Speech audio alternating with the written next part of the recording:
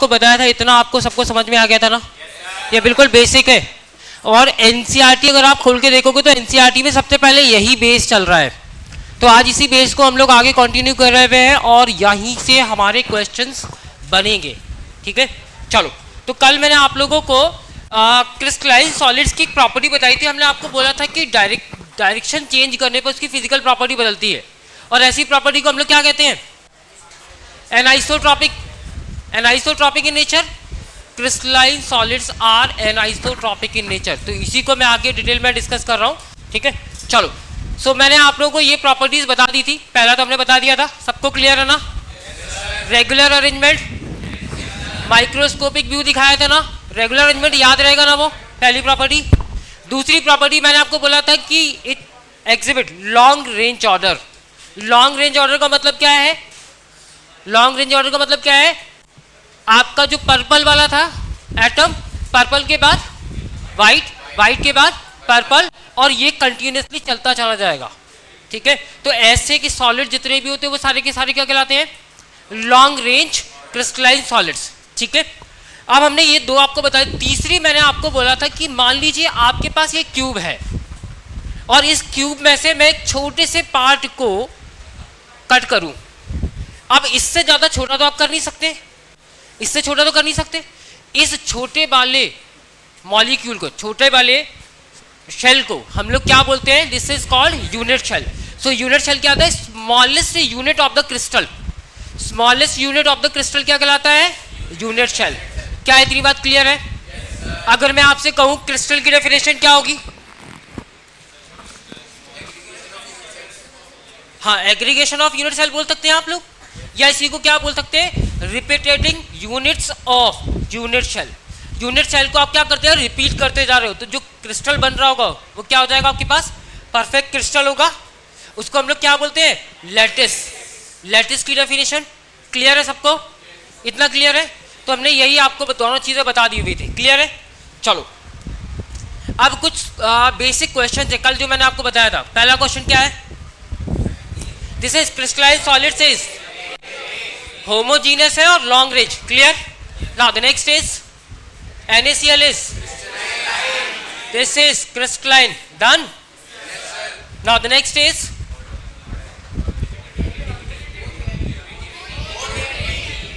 this is A and B. कभी भी अगर हम लोग क्रिस्टलाइन सॉलिड्स की बात करते हैं तो रिपीटेशन होता है और पीरियोडिकली। कल वो घड़ी बना के दिखाई थी हमने, याद रहेगी ना? Basic information. Done? Now next is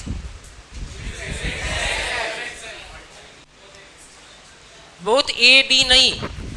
ये बहुत सारे लोगों ने प्रीवियस क्लास में भी मैंने आप लोग कुछ बच्चों को क्वेश्चन कराया था, उन्होंने भी answer A and B mark किया हुआ है। हम कह रहे हैं सबसे ज़्यादा छोटा वाला जो यूनिट होता है, सबसे ज़्यादा छोटा, ठीक है, वो क्या कहलाता है? Unit cell. और ये क्या लिखा हुआ है? क्रिस्टल। क्रिस्टल का मतलब क्या हो गया? लैटिस की बात कर रहे हो आप। हम क्या कर रहे हैं? स्मॉलेस्ट यूनिट की बात कर रहे हैं, तो यूनिट को हम लोग क्या बोल रहे होंगे? Unit cell. It's not crystal. तो करेक्ट आंसर क्या होगा यहाँ पर? A. Now the next is yes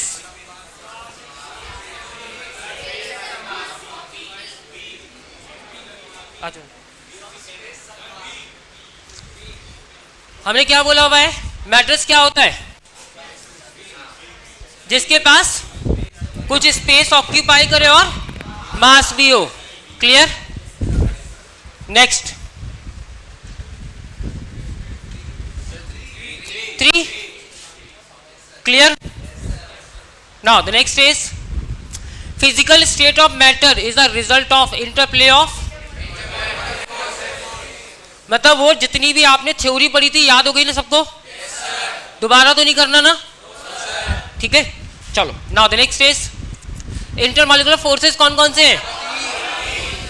very good. Now the next is अब हम लोग चल रहे हैं क्रिस्टलाइन सॉलिड्स पर। क्रिस्टलाइन सॉलिड्स के बारे में कुछ मैं बेसिक्स बता चुका हूं आपको। तो सबसे पहली चीज कल मैंने आपको बोला था क्रिस्टलाइन सॉलिड्स कैसे होते हैं? आयनिक बॉन्ड बनाते होंगे, बनाते हैं ना?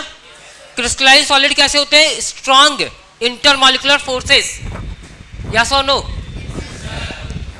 तो वो कौन से होंगे? आयनिक बॉन्ड फॉर्मेशन कर रहे हैं और कभी भी किसी का भी अगर आयनिक बॉन्ड बन रहा होगा तो मेल्टिंग पॉइंट क्या होगा, हाई, और कैसा होता है, शार्प। कल मैंने आपको बताया था।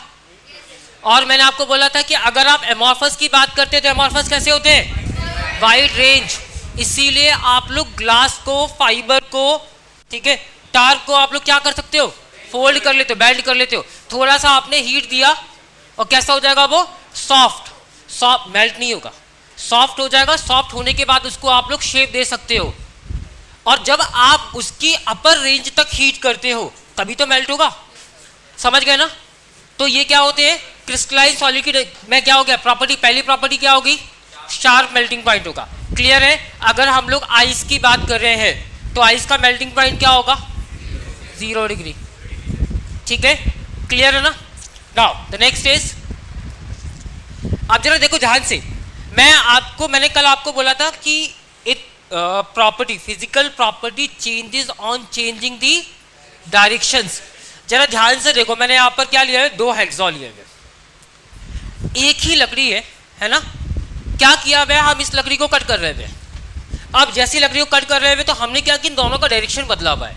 अगर मैं इसको ऐसे काट रहा हूँ, ठीक है, तो क्या बन रहा है, इसकी डायमेंशंस बदल रही हैं, हाँ या ना।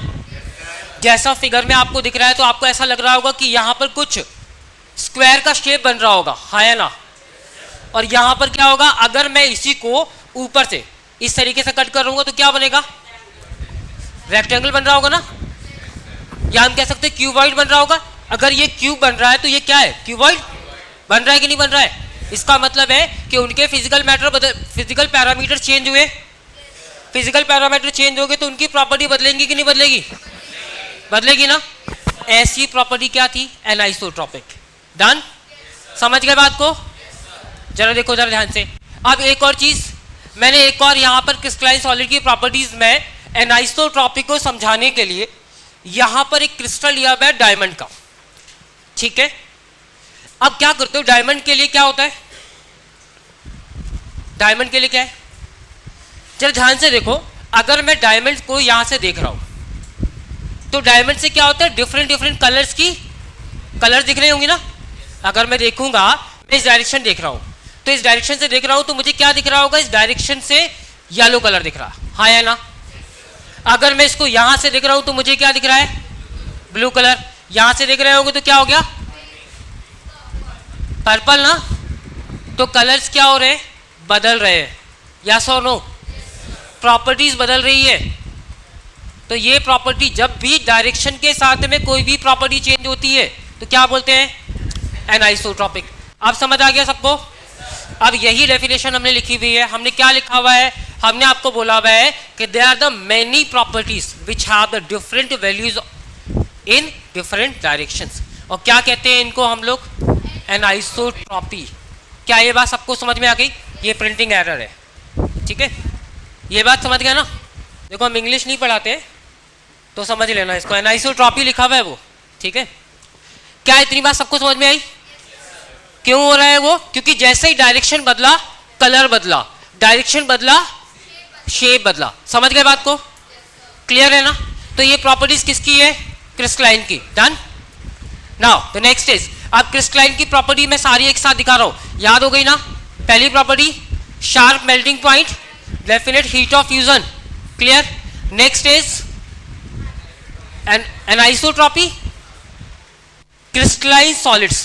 देखो जिसको भी नोट करना है ना, साथ साथ नोट करते चलो, ठीक है, ताकि आपके नोट्स में भी कोई दिक्कत ना हो। ये हम आपको ऐप पे तो देंगे ही देंगे, ये फिर आपके फर्दर रेफरेंस के लिए होगा कि कभी कोई चीज़ ना बच्चे गलत लिख लेते हुए तो आप वहाँ से देख सकते हो, ठीक है।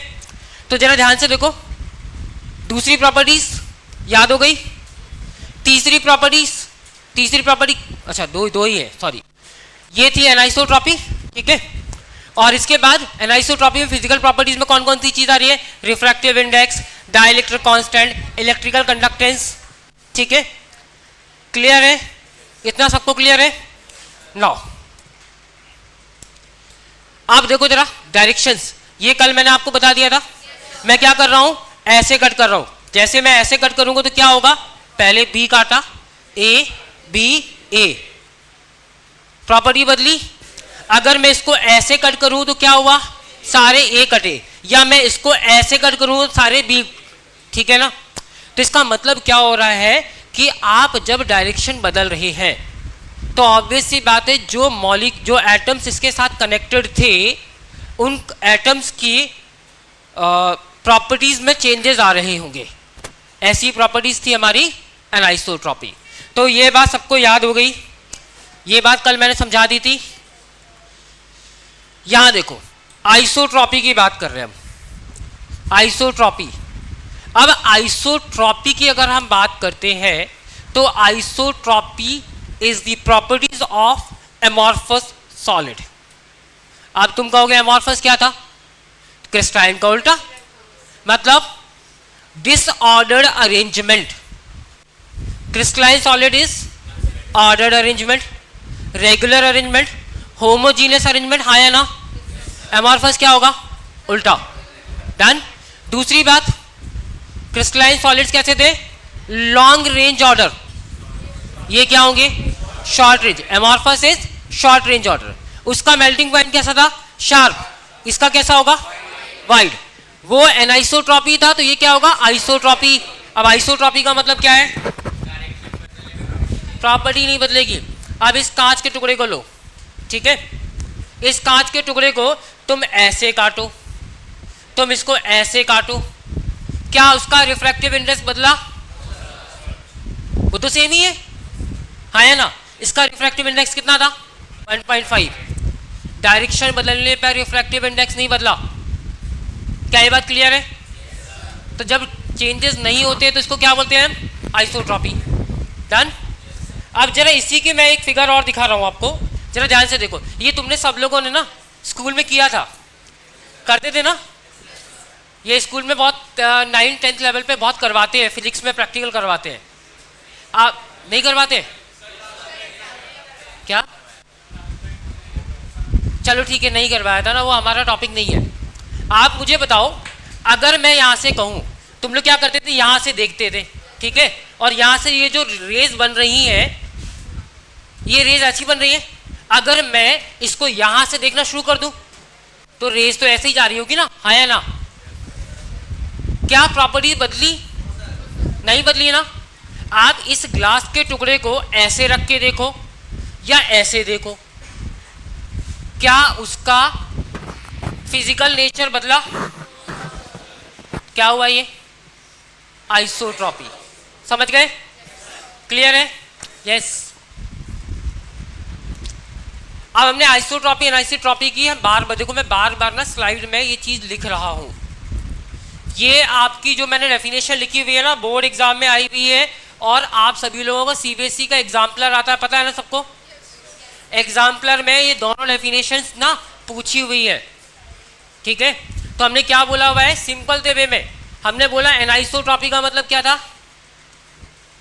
Change with direction, physical property changes with direction. Clear है? दूसरा क्वेश्चन क्या है? रीजन। रीजन क्यों है? रीजन क्या है? रीजन में हम लिखेंगे कि हमारे पास दो तरह की अरेंजमेंट है। अरेंजमेंट क्या था? अगर हम एनाइसोट्रॉपी की बात करते हैं, क्रिस्टलाइन सॉलिड की बात करते हैं, तो यहां पर अरेंजमेंट था, पहला arrangement A B type of, yes और नो। दूसरा अरेंजमेंट कैसा है? ए टाइप, और बी टाइप। इस अरेंजमेंट के वजह से ही क्या हुआ? फिजिकल प्रॉपर्टीज आपकी बदल गई। क्लियर है? क्या ये बात सबको समझ में आ गई? ये आप अरेंजमेंट लिख सकते हैं। जिसको नोट करना है नोट कर लीजिए दोनों क्वेश्चंस।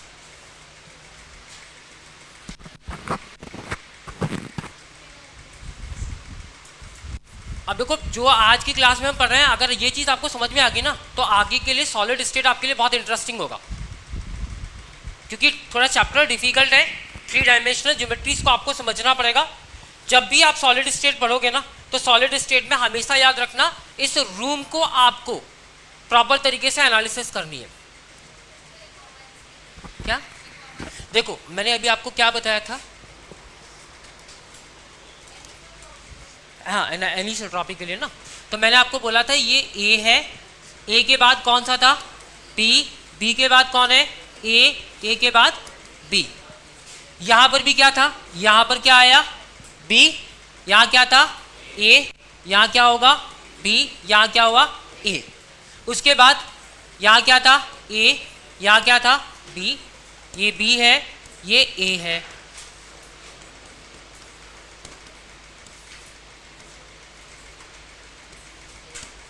ठीक है, अब जरा ध्यान से देखो, यहां से कट किया तो ऑर्डर कैसा हो रहा, A B A B A B A B type of, yes और नो। अगर मैं इसको ऐसे कट कर रहा हूं तो कैसा हो जाएगा बी बी बी। तो इसी की वजह से क्या हुआ एनाइसोट्रॉपी। ठीक है, क्या ये बात सबको समझ में आ गई? पीछे करें,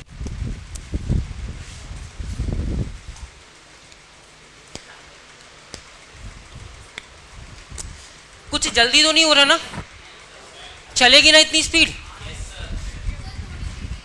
थोड़ी सी स्लो करें, ज़्यादा फास्ट है, चलो ठीक है ठीक है, 2x की स्पीड है, ठीक है ठीक है, 1x की स्पीड में चलेंगे। अब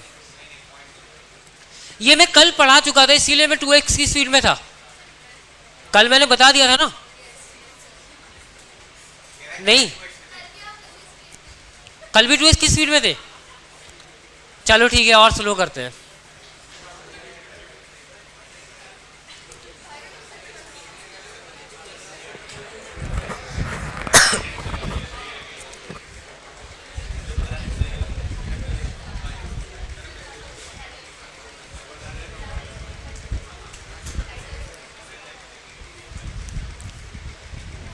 कर लिया नोट?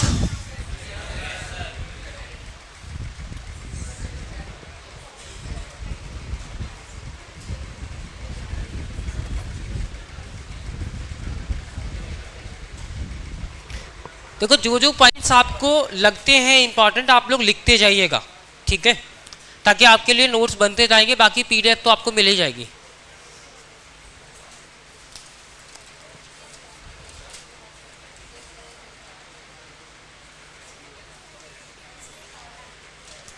चलें हम आगे।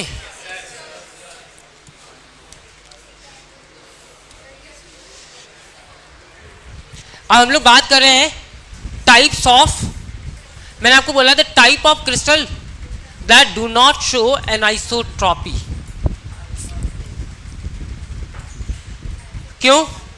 क्यूबिक क्रिस्टल जितने भी होते हैं क्योंकि इनमें सिमेट्री है, और सिमेट्री होने के वजह से ये एनाइसोट्रॉपी बिहेवियर को शो नहीं करेंगे। इसके अलावा जितने भी क्रिस्टल्स होते हैं वो सब के सब आइसोट्रॉपी और एनाइसोट्रॉपी की प्रॉपर्टीज को फॉलो करेंगे। समझ गए बात को? मैं क्या बोल रहा हूं, क्यूब, क्यूब कैसा होता है? सिमेट्रिकल होता है कि नहीं होता है? मतलब क्या हो गया, हाइट ए, लेंथ भी क्या होगी ए, और विड्थ भी क्या है उसकी ए। सिमेट्रिकल है ना? अगर आप सिमेट्रिकल है तो सिमेट्री को कहीं से भी कट करोगे तो उसकी फिजिकल प्रॉपर्टीज में चेंजेस नहीं होंगे। ठीक है, क्या ये बात सबको समझ में आ गई? तो ये क्वेश्चन कभी कभी बेसिक पूछा जाता है कि इनमें से कौन सा आइसोट्रॉपी और एनाइसोट्रॉपी की प्रॉपर्टीज को फॉलो नहीं कर रहा है। क्या ये बात सबको समझ में आ गई? पक्का ना? कुछ क्वेश्चंस हैं, जरा क्वेश्चन को देखो। पहला क्वेश्चन,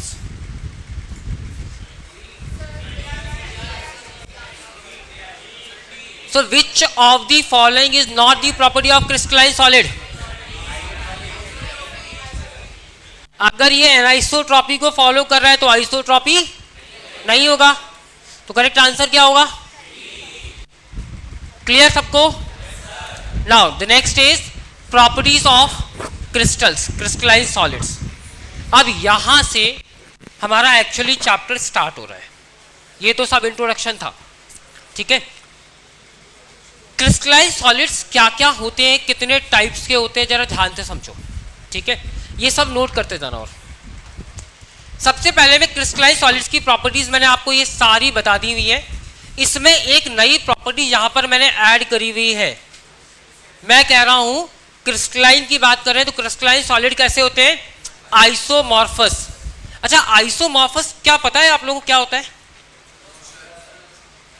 सुना है किसी ने आइसोमॉर्फस क्या होता है? आइसो मतलब सेम, मॉर्फस का मतलब है स्केलेटन, स्ट्रक्चर, जिसका स्ट्रक्चर सिमिलर हो उसे हम कहते हैं आइसोमॉर्फस।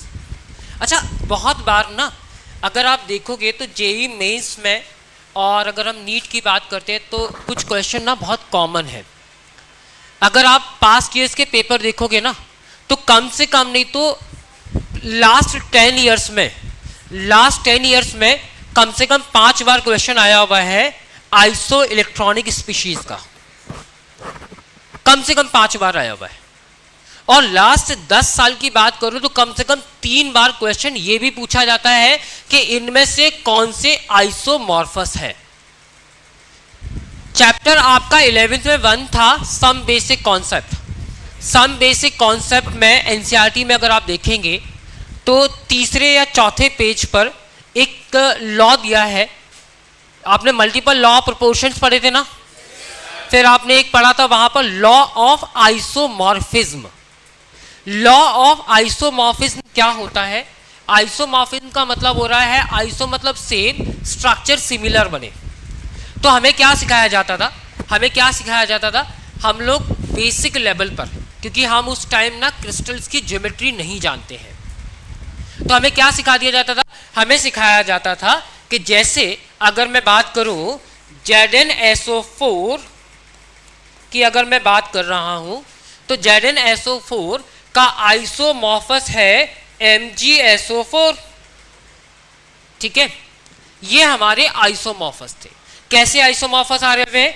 तो ये मैं आपको बोल रहा हूं Zn का कितना था, इसको अगर मैं ब्रेक करूं तो ये हो जाएगा Zn2 प्लस में, और ये जा रहा होगा SO4 2 माइनस। अगर मैं इसको ब्रेक करूं तो जरा देखो Mg2 प्लस और SO4 2 माइनस, मतलब नंबर ऑफ इलेक्ट्रॉन इसके पास सेम है। ठीक है, प्रॉपर्टीज इसकी सिमिलर होगी। ये हमें 10 तक 11 तक पढ़ा दिया जाता था। अब हम लोग सॉलिड स्टेट में है तो सॉलिड स्टेट में इसका स्ट्रक्चर्स भी हम लोग देखेंगे। अगर हम किसी भी कंपाउंड की बात करते हैं तो हमें पहले तो उनके चार्जेस को देख लेना है। चार्जेस को देख करके हम लोग आइसोमॉर्फस निकाल सकते हैं। लेकिन अगर उसने आइसोमॉर्फस में सॉलिड स्टेट की बात कर दी तो हमें चेक करना पड़ेगा कि वो सॉलिड है कैसा। ठीक है, तो आइसोमॉर्फस में सॉलिड्स की ज्योमेट्री कैसे देखी जाती है ये हम आगे सीखने वाले हैं। तो बस आपको इतनी सी बात ध्यान रखनी है कि जितने भी क्रिस्टलाइन सॉलिड होते हैं वो क्या होते हैं? आइसोमॉर्फस होते हैं। आइसोमॉर्फस का मतलब क्या होता है कि आइसोमॉर्फस का मतलब है सेम स्ट्रक्चर होगा। क्लियर है ये बात? ठीक है, क्लियर। अब मैं इसको कुछ एग्जाम्पल देके आपको और समझाता हूं। यहां देखो मेरे पास एग्जाम्पल दिया है। मैंने आपको बोला है कि यहां देखिए जरा NaFMgO, तो हम लोग क्या कर रहे हैं? एटॉमिक रेशियो देख रहे हैं। अब वो जो रूल आपने पढ़ा था लॉ ऑफ आइसोमॉर्फिज्म वाला, वो रूल आपका एप्लीकेबल नहीं हो रहा है, क्योंकि अगर आप यहां देखेंगे तो सोडियम कैसा है? +1, और मेटल कैसा है? +2 में, लेकिन दोनों के दोनों न्यूट्रल हैं। हम किसकी बात कर रहे हैं? सॉलिड स्टेट की। तो सॉलिड स्टेट में इन दोनों का कॉन्फ़िगरेशन सिमिलर होता है। ठीक है, इसलिए हम इसको क्या कहते हैं? आइसोमॉर्फस। मतलब इन दोनों का एटॉमिक रेशियो 1:1 का था। कॉन्फ़िगरेशन का मतलब है कि वो FCC है, BCC है, इस टाइप से देखना है, जिसको मैं आगे समझाने वाला हूँ, ये मैं आगे बताने वाला हूँ। कॉन्फ़िगरेशन के बारे में हम डिटेल में डिस्कशन कर रहे हैं। ठीक है, मैं सिर्फ इतना कह रहा हूँ कि आपको क्या समझना है। अगर हम आइसोमॉर्फस की बात करते हैं तो सॉलिड का स्ट्रक्चर्स आपको देखना है। ठीक है, जितने सॉलिड आपके सिलेबस में है वो आपको पता होने चाहिए, क्योंकि किसी भी सॉलिड को देख करके आप नहीं कह सकते कि उसका स्ट्रक्चर कैसा होगा। ठीक है, तो जो हमारे सिलेबस में है उतना हमको पता होना चाहिए। तो मैं यहाँ क्या कह रहा हूँ, देखो जरा, यहाँ पर सोडियम नाइट्रेट है, इनके तीनों के एटॉमिक रेशियो सेम है, तो हम कह सकते हैं कि भाई ये हमारा आइसोमॉर्फस होगा। सिमिलरली देखो जरा, रेशियो सेम है तो आइसोमॉर्फस है। ये हमने बोला आपको तो क्या होगा, आइसोमॉर्फस। अभी मैंने आपको एग्जांपल दिया था और ZnSO4, तो यहां इन दोनों का एटॉमिक रेशियस क्या, रेडियस क्या, एटॉमिक रेशियो क्या है, सेम। क्या हो रहा है, 1:1:2, दोनों का सेम है ना, है ना। तो हम कह रहे हैं सॉलिड स्टेट में भी ये आइसोमॉर्फस होंगे, ठीक है। अब आपको सिंपली कैसे पहचानना है, क्योंकि क्वेश्चन कभी कभी एग्जाम में आ जाता है, तो आपको कैसे पहचानना है, आपको पहचानने के लिए अगर वो सॉलिड स्टेट में आ रहा है तो सीधा सीधी बात यह है कि आप उसके रेशियो देख लीजिए। एटॉमिक रेशियो देख करके आप उसको आइसोमॉर्फिज्म देख पाओगे, ठीक है। केवल एक ही एक्सेप्शन यहां पर आता है, एक्सेप्शन के तौर पे है NaCl और KCl दोनों का एटॉमिक रेशियो सेम है, लेकिन उसके बाद भी ये आइसोमॉर्फस नहीं है। क्या ये बात समझ में आई? कितने लोगों को ये बात समझ में आई? पक्का ना? क्या देखना है, मैं एक बार फिर रिपीट कर रहा हूं, एक लाइन सुन लीजिएगा। आपको आइसोमॉर्फस बोला जाएगा तो आपको हमेशा आइसोमॉर्फस में केवल एटॉमिक रेशियो देख करके आप अपना काम चला लीजिए, ठीक है। एटॉमिक रेशियो देखेंगे और आपको वहां से पता चल जाएगा कि ये आइसोमॉर्फस है या नहीं है। KCl और NaCl का एटॉमिक रेशियो सेम है, but they are not isomorphous, ठीक है। क्या इतनी बात सबको समझ में आ गई? क्लियर है ना? ओके।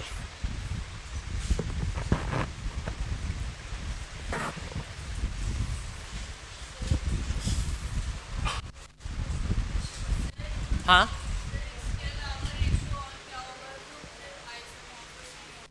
क्या बस यही दो है हमारे सिलेबस में, यही दो है, इसके अलावा तो बहुत सारे होते हैं। अगर हम बात करें ZnS की, जिंक ब्लेंड और सीजियम क्लोराइड, वो भी नहीं होते हैं। हमारी जो सिलेबस की बात है हम उतनी ही बात करेंगे, ठीक है। एक और एग्जांपल में है ZnS और यहां पर एंड CSCl, ये भी आप कर सकते हैं, सीजियम क्लोराइड, ठीक है। हाँ, अब यही तो पढ़ना, आगे बता रहा हूं मैं आपको।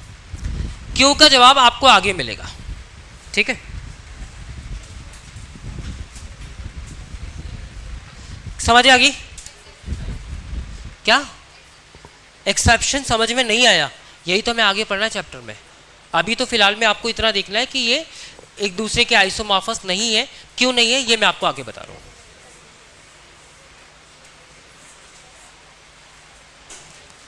चले आगे।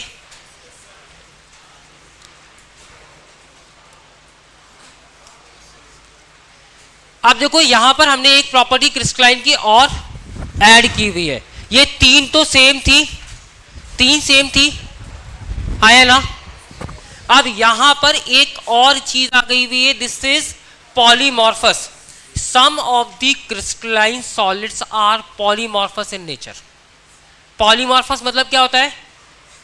एक ही क्रिस्टल था बट उसके दो अलग अलग फॉर्मेट होंगे, जिसको आप लोग एलोट्रॉप्स बोलते थे ना। अगर मैं आपसे कहूं कि यहाँ क्रिस्टलाइन सॉलिड्स की बात कर रहे हैं, तो क्रिस्टलाइन सॉलिड्स में हम यहाँ पर कार्बन के दो क्रिस्टल, एक तो ले रहे हैं ग्रेफाइट और डायमंड, क्या दोनों एक दूसरे के लिए सेम है? डायमंड अलग होता है और ग्रेफाइट बिल्कुल अलग है ना। तो क्रिस्टल तो एक ही था, फिजिकल प्रॉपर्टी दोनों की बिल्कुल अलग होती है। एक कैसा होता है? बैड कंडक्टर, है ना, और दूसरा क्या होता है? Good conductor. ग्रेफाइट कैसा हो गया? कंडक्टिविटी उसकी अच्छी थी, यस। डायमंड की पुअर कंडक्टर, है ना। तो हमने क्या बोला भाई, इसीलिए इसको हम कह रहे हैं कि क्रिस्टलाइन सॉलिड हमारे पॉलीमॉर्फस भी हैं। सल्फर की बात करें तो सल्फर के भी आपने पढ़े हुए हैं, आपने S6 और S8 की बात की होगी, कभी सुना? जानते हो ना। अगर मैं उनका स्ट्रक्चर देखूं तो एक होता है मोनोक्लिनिक और दूसरा होता है रोम्बिक। इसलिए ये दोनों के दोनों कैसे होते हैं? पॉलीमॉर्फस। क्या ये बात सबको समझ में आ गई? पॉलीमॉर्फस का मतलब समझ में आया क्या? अभी दिखा रहा हूं मैं आपको स्ट्रक्चर को। क्या? हाँ, मैं स्ट्रक्चर दिखा दे रहा हूँ आपको। सुनो सुनो जरा सुनो, यहाँ पर देखो, आगे चले।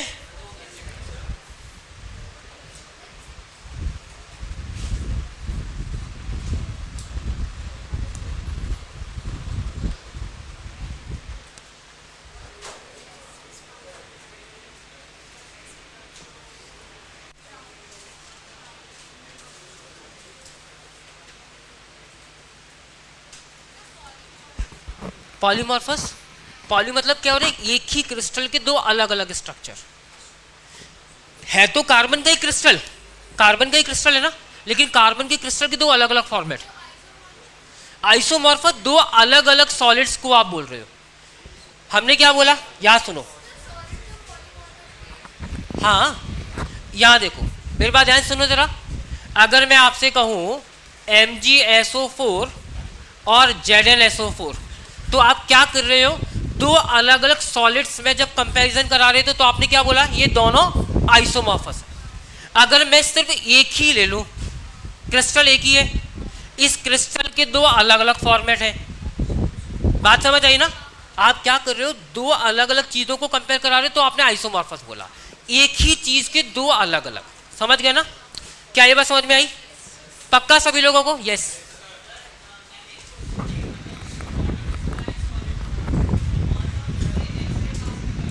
हाँ, नंबर ऑफ रेज आगे आ रहे हुए हम, अभी आ रहे हुए, क्योंकि हमने क्रिस्टलाइन सॉलिड्स पढ़ा हुआ है। क्रिस्टलाइन सॉलिड की ज्योमेट्री नहीं पढ़ी, ज्योमेट्री में मैं आके आ रहा हूँ। चले आगे, देखो मैंने स्ट्रक्चर दिखाए हुए। आप मुझे बताओ, मैं अगर इसको बोलूँ तो मैं ये बोलूँगा कि कार्बन है, हाँ या ना? लेकिन कार्बन के तो दोनों अलग अलग पार्ट है कि नहीं? दोनों की फिजिकल प्रॉपर्टीज अलग अलग हैं। तो ये क्या हो गए? पॉलीमॉर्फस। यस और नो? जरा यहां देखो, सल्फर की बात कर रहे हैं हम लोग। यहां देखो, ये प्योर क्रिस्टल दिख रहे हैं, दिख रहा है ना क्रिस्टल, कांच के जैसा। कांच का क्रिस्टल होता है ना, ज्योमेट्री दिख रही है ना? तो वो देखो, कांच के जैसी ज्योमेट्री दिख रही हो। ये कैसा है? सॉलिड रॉक, ठीक है ना? तो ये है किसके? सल्फर के। यस और नो? क्या ये बात समझ में आई? पॉलीमॉर्फस समझ में आ गया? पक्का ना? चलो अब कुछ क्वेश्चन देखो जरा। कौन सा? इसमें से ये वाला हमारा है S8, ये वाला है S6, ठीक है? चलो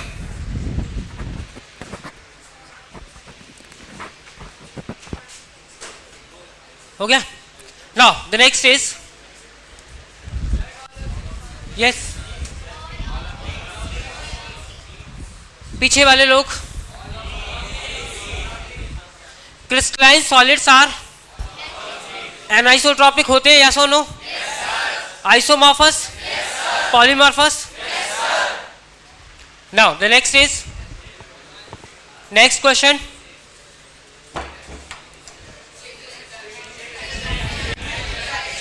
anisotropic composition of the solids changes with, now the next is,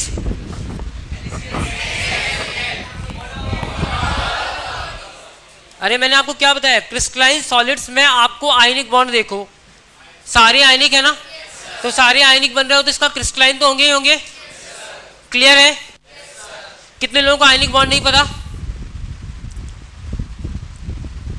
हाँ, तो हाथ उठाओ ना, इसमें क्या बुराई की बात थोड़ी ना है। देखो सुनो, आयनिक बॉन्ड का क्या मतलब होता है? आयनिक बॉन्ड का मतलब है कि एक आपके पास हाईली इलेक्ट्रो पॉजिटिव हो और एक हाईली इलेक्ट्रो नेगेटिव हो। तो ये कैसा है? इलेक्ट्रो पॉजिटिव, जानते हो आप, मेटल है। सबसे अच्छी मेटल कौन सी है? सबसे अच्छी मेटल कौन सी है? अरे एस ब्लॉक वाली। एस ब्लॉक की जितनी भी मेटल्स होती हैं they are the highly electropositive. और सबसे बढ़िया कौन है? हैलोजेंस। कैसे होते हैं? इलेक्ट्रोनेगेटिव। अब यहां कौन है? नाइट्रोजन दिख रहा है ना, तो नाइट्रोजन भी क्या कर रहा है इसके साथ में? आयनिक बॉन्ड बना रहा होगा। अगर आप कभी भी Na+ और Cl- को एक साथ लेकर के आओगे तो यहां क्या होगा? Electrostatic force of attraction. और जो bond electrostatic force of attraction से बनेंगे उसको क्या बोलते हैं हम? Ionic bond. क्या ये बात सबको क्लियर है अब? पक्का ना? नाउ द नेक्स्ट इज, अब हम लोग यहां पर चल रहे हैं एमॉर्फस। मुझे बताओ कि क्या इनमें से कुछ समझाने की बात है इसमें? ये हम बार बार तो रिपीट कर चुके हैं आपको। जल्दी से क्विकली नोट कर लो, इसको नोट कर लो। नोट करना है कर लो, जिसको नहीं करना है मत करो, ठीक है? याद हो गई ना सारी चीजें? क्रिस्टलाइन की अगर प्रॉपर्टीज याद हो गई भी है तो आपकी एमॉर्फस की तो याद हो ही गई।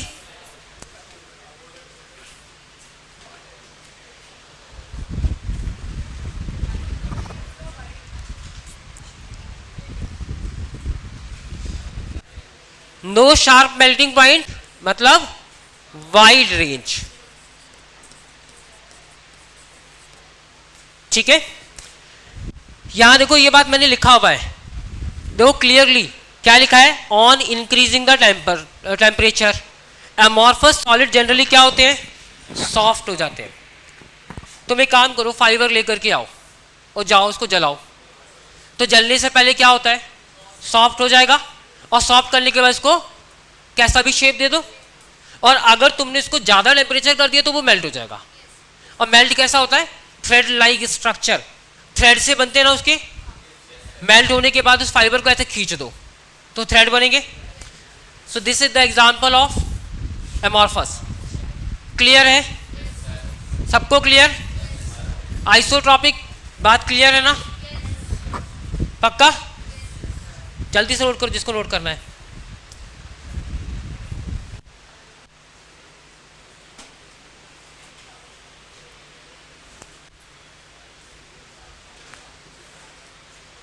अच्छा एक चीज और देखो, ये भी हमने क्लियरली यहां पर मेंशन किया हुआ है, देयर इज नो रिपीटेशन। क्यों नहीं रिपीटेशन हो रहा है?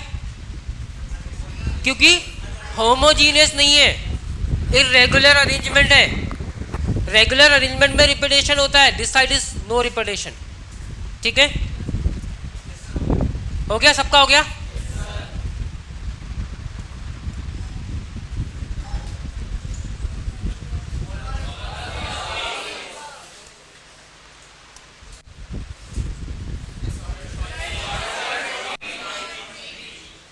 शॉर्ट रेंज, किसने कहा long range? Long range is crystalline. Next,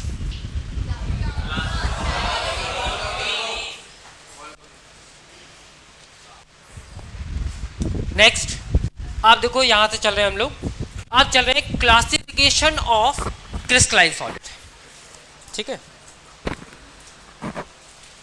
लिखो जल्दी से।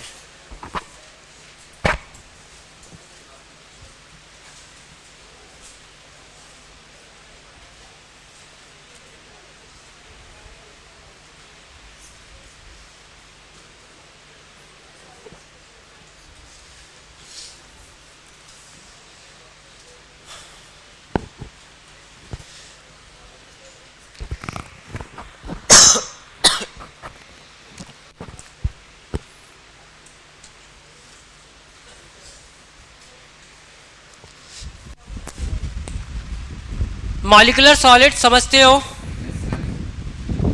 मॉलिक्यूलर सॉलिड, मॉलिक्यूल्स, मॉलिक्यूल से बनता है, ओके? और कोई? ओके, और कोई?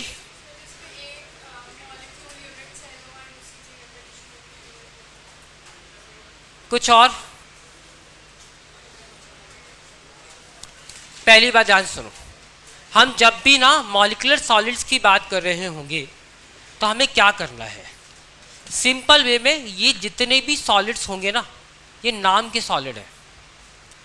नाम के सॉलिड का मतलब क्या हो रहा है, आप किसी गैस को लेकर के आ रहे हो, मॉलिक्यूल तो गैसेस फॉर्म में होगा, हम कह रहे हैं नाइट्रोजन लेकर के आओ और कर दो कंप्रेस, तो पहले नाइट्रोजन क्या होगी, लिक्विड, पहले क्या होगा लिक्विफिकेशन, और कंप्रेस कर दिया तो सॉलिड में चला गया। ऐसे सॉलिड्स को हम क्या नाम दे रहे हैं, मॉलिक्यूलर सॉलिड्स। मॉलिक्यूलर सॉलिड्स के बीच में हो क्या रहा है, मॉलिक्यूलर सॉलिड्स के बीच में आपके पास, क्योंकि गैस की बात कर रहे हैं तो गैस में क्या होते हैं, वॉन डेर वाल्स फोर्सेस, वो van der Waals forces compress हो करके एक दूसरे के क्लोज आ रहे हुए हैं, उसके वजह से जो सॉलिड्स बन रहे थे वो कौन थे, मॉलिक्यूलर सॉलिड्स। ठीक है, दूसरा सॉलिड्स था हमारे पास आयनिक सॉलिड। आयनिक सॉलिड कौन है, जैसे NaCl, जैसे NaCl। तीसरा था मेटालिक सॉलिड, आयरन की रॉड लेकर के आओ, क्या होगा, मेटल है ना, मेटल्स में कौन सी बॉन्डिंग होती है, मेटालिक बॉन्डिंग। और जितने भी मेटालिक सॉलिड्स होते हैं, good conductor of heat and electricity. क्या रीजन होगा, रीजन कल मैंने बताया था, यस, मेटल्स के बीच में फ्री इलेक्ट्रॉन्स होता है, मेटल्स के बीच में फ्री इलेक्ट्रॉन है। मेटल की प्रॉपर्टी क्या होती है, इलेक्ट्रॉन को लूज करना, और जब इलेक्ट्रॉन लूज होगा तो इलेक्ट्रिसिटी कंडक्ट होगी कि नहीं होगी। अगर मैं आयनिक सॉलिड की बात करूं तो आयनिक सॉलिड इज नॉन कंडक्टर, क्यों, क्योंकि इस केस में वाइब्रेशन होता है, एटम्स के इलेक्ट्रॉन मूव नहीं करते हैं, है ना, और जब इलेक्ट्रॉन मूव नहीं करेगा तो क्या होगा, नॉन कंडक्टर। ये क्या बनेगा, नॉन कंडक्टर, हाँ या ना। और अगर मैं कोवेलेंट सॉलिड की बात करूं तो कोवेलेंट सॉलिड क्या होगा, जिसमें कोवेलेंट बॉन्ड बने, एग्जाम्पल, हाँ, डायमंड, ग्रेफाइट, अभी बताया। तो ये चार तरह के सॉलिड्स हैं, क्रिस्टलाइन सॉलिड के चार तरह के टाइप्स हैं। क्या क्या होगा, पहला होगा मॉलिक्यूलर सॉलिड, आयनिक solid, metallic solid, covalent solid. अब मैं वन बाय वन इनको एक्सप्लेन कर रहा हूँ। आप जरा देखो देखो ध्यान से, मैं मॉलिक्यूलर सॉलिड्स की बात कर रहा हूँ तो मॉलिक्यूल्स के बीच में कर रहा है। मॉलिक्यूलर सॉलिड्स को भी हमने तीन पार्ट में डिवाइड किया है, नॉन पोलर, पोलर और एच बॉन्डिंग। क्या नॉन पोलर आप जानते हैं, कौन से होते हैं नॉन पोलर, कल बताया था हमने आपको, हमने क्या बताया था, electronegative difference is zero. Example देखो, एग्जाम्पल देखिए आप, ये देखो, इनके बीच इलेक्ट्रोनेगेटिव डिफरेंस इज जीरो, और जिसमें इलेक्ट्रोनेगेटिव डिफरेंस इज जीरो वो कैसे हो गए, नॉन पोलर। मतलब अगर मैं Cl की बात करूं तो ना तो ये वाला Cl इससे इलेक्ट्रॉन लेगा ना देगा, हाँ या ना। तो इसका मतलब क्या होगा, यहाँ पर delta En is equal to zero. अब हमने क्लोरीन गैस उठाई, क्लोरीन गैस उठाई और कंप्रेस कर दी, और कंप्रेस करने के बाद उसका सॉलिड बना, तो वो सॉलिड क्या कहलाएगा, मॉलिक्यूलर सॉलिड। यस और नो, मॉलिक्यूलर सॉलिड हो गया, क्लियर है, पहली बात समझ में आ गई सबको। पॉइंट नंबर 2 पे चलते हैं। क्या ये प्योर सॉलिड है, नहीं है ना। एक काम करो, कल हमने एग्जाम्पल के लिए आपको बोला था क्ले लेकर के आओ, ठीक है, और उसको सुखा दो। अरे मिट्टी जो होती है सूख जाती है, सूखने के बाद क्या हो गया, सॉलिड तो बन गया, और इस मिट्टी के छोटे से टुकड़े को लेकर के ऐसे हाथ से लेकर के कंप्रेस कर दो, टूट जाएगा ना, क्यों, क्योंकि वो सॉफ्ट था। That is not the true solid, that is not the true solid.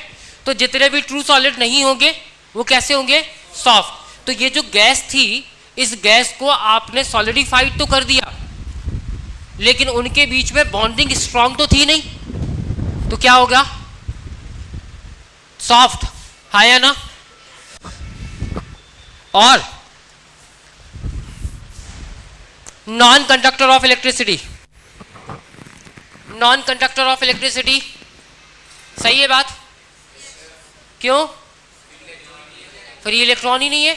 अरे इलेक्ट्रॉन तो छोड़ो, यहां तक कि पोलैरिटी भी नहीं है। क्या पोलैरिटी है? इलेक्ट्रोनेगेटिविटी जीरो है, पोलराइजेशन नहीं हो रहा ना।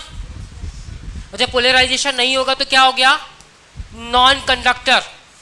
ठीक है, क्लियर? नेक्स्ट, सॉफ्ट है, सॉफ्ट है यानी कि बॉन्डिंग कैसी हो रही होगी? आयनिक बॉन्ड की तरह स्ट्रॉन्ग बॉन्डिंग तो नहीं है, तो मेल्टिंग पॉइंट क्या हुआ? क्या ये बात सबको याद हो गई? पक्का ना? लास्ट पॉइंट देखो जरा,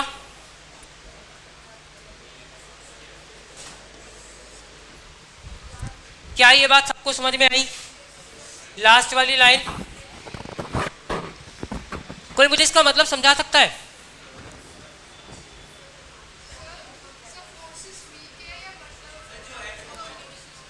वीक फोर्सेस वॉन्डरवॉल फोर्सेस की बात करें, वीकेस्ट है। वीक फोर्स तो हम लोग कोवेलेंट में भी बोल देंगे। यस, हाँ जी बोलिए, क्या हुआ? ये सॉलिड बनाया कैसे आपने? गैस के बीच में कौन से फोर्सेस होते हैं? समझ गए बात को? जब आप गैस को कंप्रेस करके सॉलिड बना रहे हो तो उनके बीच में फोर्सेस कौन से थे? वीक। वॉन्डरवॉल फोर्सेस कैसे होते हैं? वीक। तो हमने यही तो लिखा है, द एटम्स और molecules are held together by the weak dispersing forces और लंडन फोर्सेस। क्या ये बात सबको समझ में आई? लंडन फोर्सेस का मतलब होता है कि जब कभी भी कोई भी दो ऐसी गैसेस को आपने मिक्स कर दिया है जिनमें एक में पोलर हो और दूसरा नॉन पोलर हो, तो वो जो फोर्स लग रहे होंगे वो वीक फोर्सेस होंगे। तो डाइपोल, इंड्यूस डाइपोल को ही हम लोग लंडन फोर्सेस बोलते हैं। क्या ये बात सबको समझ में आई? पक्का?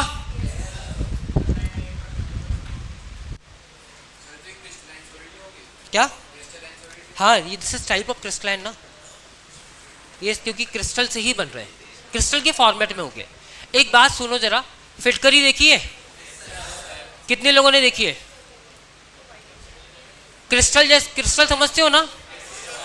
क्रिस्टल का मतलब क्या होता है? हम तो सिंपल बचपन में, एक प्लीज, क्या बात कर रहे हो आप लोग? आपसे पूछ रहा हूँ, क्या पूछ रहे थे?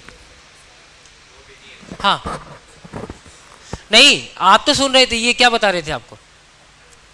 क्या बोल रहे थे?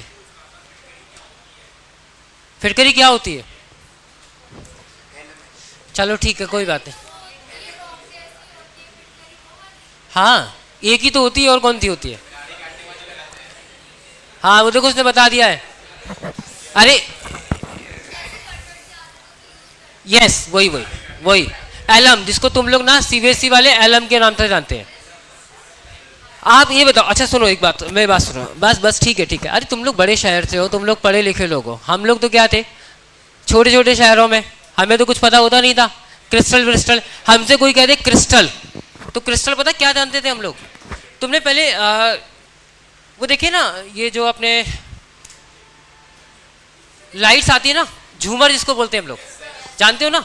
पहले क्या होता था, पहले क्या होता था कि जैसे हम लोग कहीं जा रहे थे तो झूमर में से जो छोटे छोटे से ना डायमंड के शेप के लगे होते थे, तो हमको बोला जाता था कि यही क्रिस्टल है। ठीक है, तो हम लोगों की नज़रों में क्या था? क्रिस्टल का मतलब है जो ग्लास जैसा दिखे, आर पार जो दिख रहा हो, ऐसे को हम लोग क्रिस्टल समझते थे। तो आप सिंपल वे में देखो, क्रिस्टल का सिंपल सा मतलब है कि वो ऐसा सब्सटेंस जिसको ऐसे उठा करके नीचे गिरा दो और कांच की तरह हजारों टुकड़े हो जाए, वो सब क्रिस्टल है। ठीक है, अगर आप कभी भी गैस को कंप्रेस करोगे और कंप्रेस करके उसको नीचे गिरा दो तो कांच की तरह पूरा बिखर जाएगा वो, उसी को हम लोग क्या बोल रहे हैं? क्रिस्टल। तो ये जो क्रिस्टल है ये आपने बनाया हुआ है, ये आर्टिफिशियल बनाया हुआ है। गैस को आपने कंप्रेस किया, एक्सटर्नल वर्क किया। डायमंड, सॉल्ट, नमक जो होता है ना, वो कैसा है? वो कैसा है?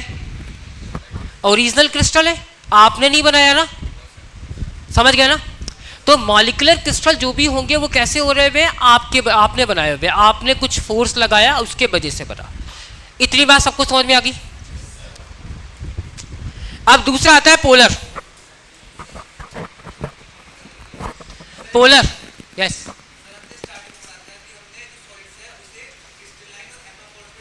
जी हाँ,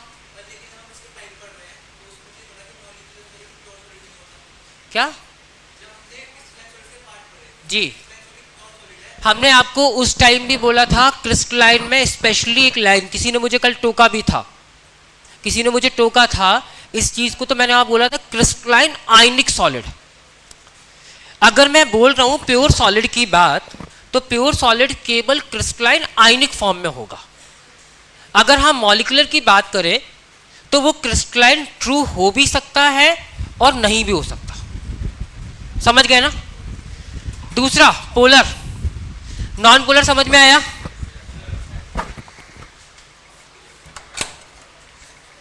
अच्छा हाँ ठीक है, 5 मिनट सर, है ना। हाँ आप तक जी जी जी ओके। चलिए, मैंने आपको क्या बोला था, नॉन पोलर, ठीक है। नॉन पोलर का मतलब क्या था, जहां डेल्टा ई एन इज 0। अब हम किसकी बात कर रहे हैं, पोलर सॉलिड्स की। पोलर का मतलब क्या हो रहा है, जिसके बीच में पोलैरिटी हो, ठीक है, मतलब इलेक्ट्रोनेगेटिविटी डिफरेंसेस 0 ना हो। आप मुझे बताओ क्या SO2 के बीच में इलेक्ट्रोनेगेटिव डिफरेंसेस 0 है, HBr में है, HCl में है।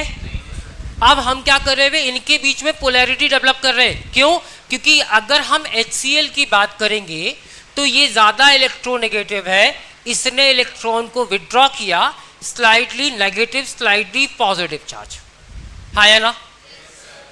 ये HCl का एक मॉलिक्यूल था, अब मैं HCl का दूसरा मॉलिक्यूल लेकर के आ रहा हूं, और जैसे मैं दूसरा मॉलिक्यूल लेकर के आऊंगा सेम प्रॉपर्टीज होगी कि नहीं होगी।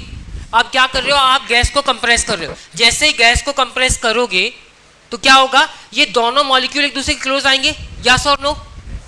और जब क्लोज आएंगे तो ये नेगेटिव चार्ज इस पॉजिटिव चार्ज को अट्रैक्ट करेगा, यस और नो। जब अट्रैक्ट करेगा तो यहां पर जो बॉन्डिंग होगी कैसी होगी, वीक, है ना, वीक, क्योंकि गैस है ना, गैस है ना। इसका मतलब क्या हो रहा है कि जब गैस को आप कंप्रेस करते हैं तो इस टाइप के जो सॉलिड बन रहे होंगे उसको हमने क्या नाम दे दिया, polar molecular solid, polar molecular solid. क्या ये बात सबको समझ में आ गई, क्लियर है ना। अब 5 मिनट के लिए कुछ अनाउंसमेंट है, सर आपको बताएंगे, उसके बाद आगे कंटिन्यू करें, ठीक है। तब तक जिसको भी नोट करना है आप नोट कर लीजिएगा।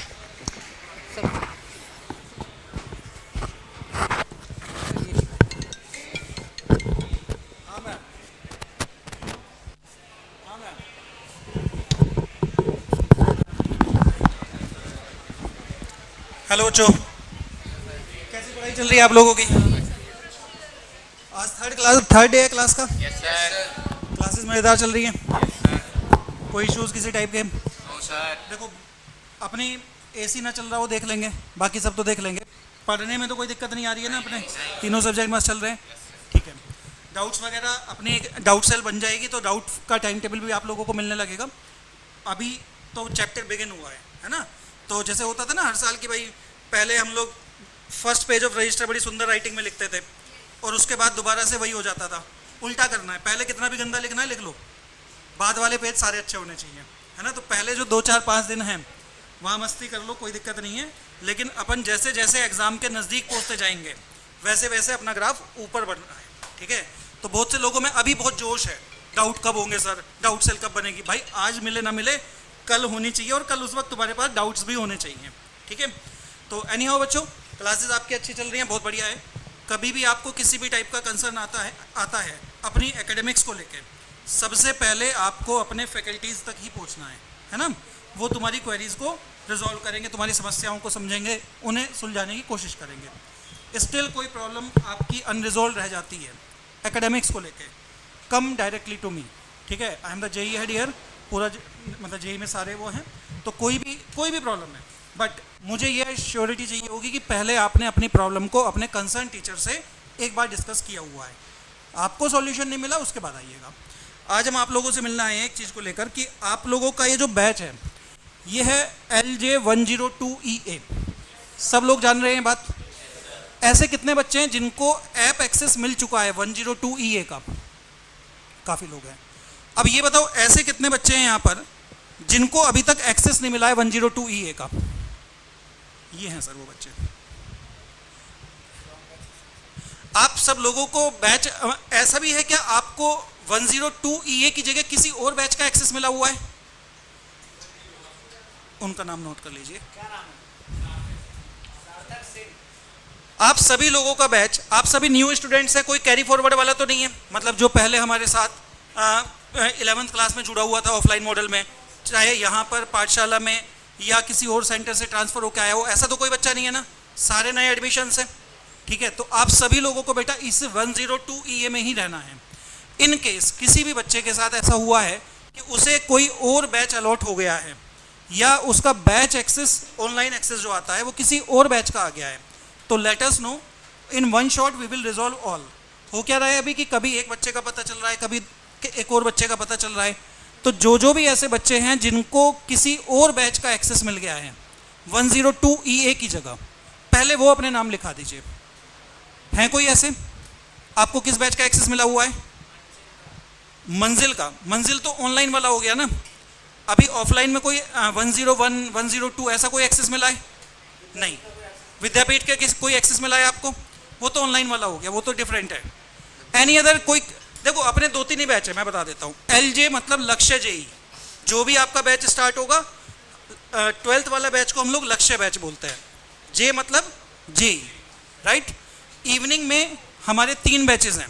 101 उन बच्चों के लिए है जो बच्चे कैरी फॉरवर्ड है, मतलब लास्ट ईयर भी हमारे पास थे और अब वो 12th में आए हैं, है ना। तो उन्हें थोड़ा सा स्पीड में पढ़ाया जाएगा।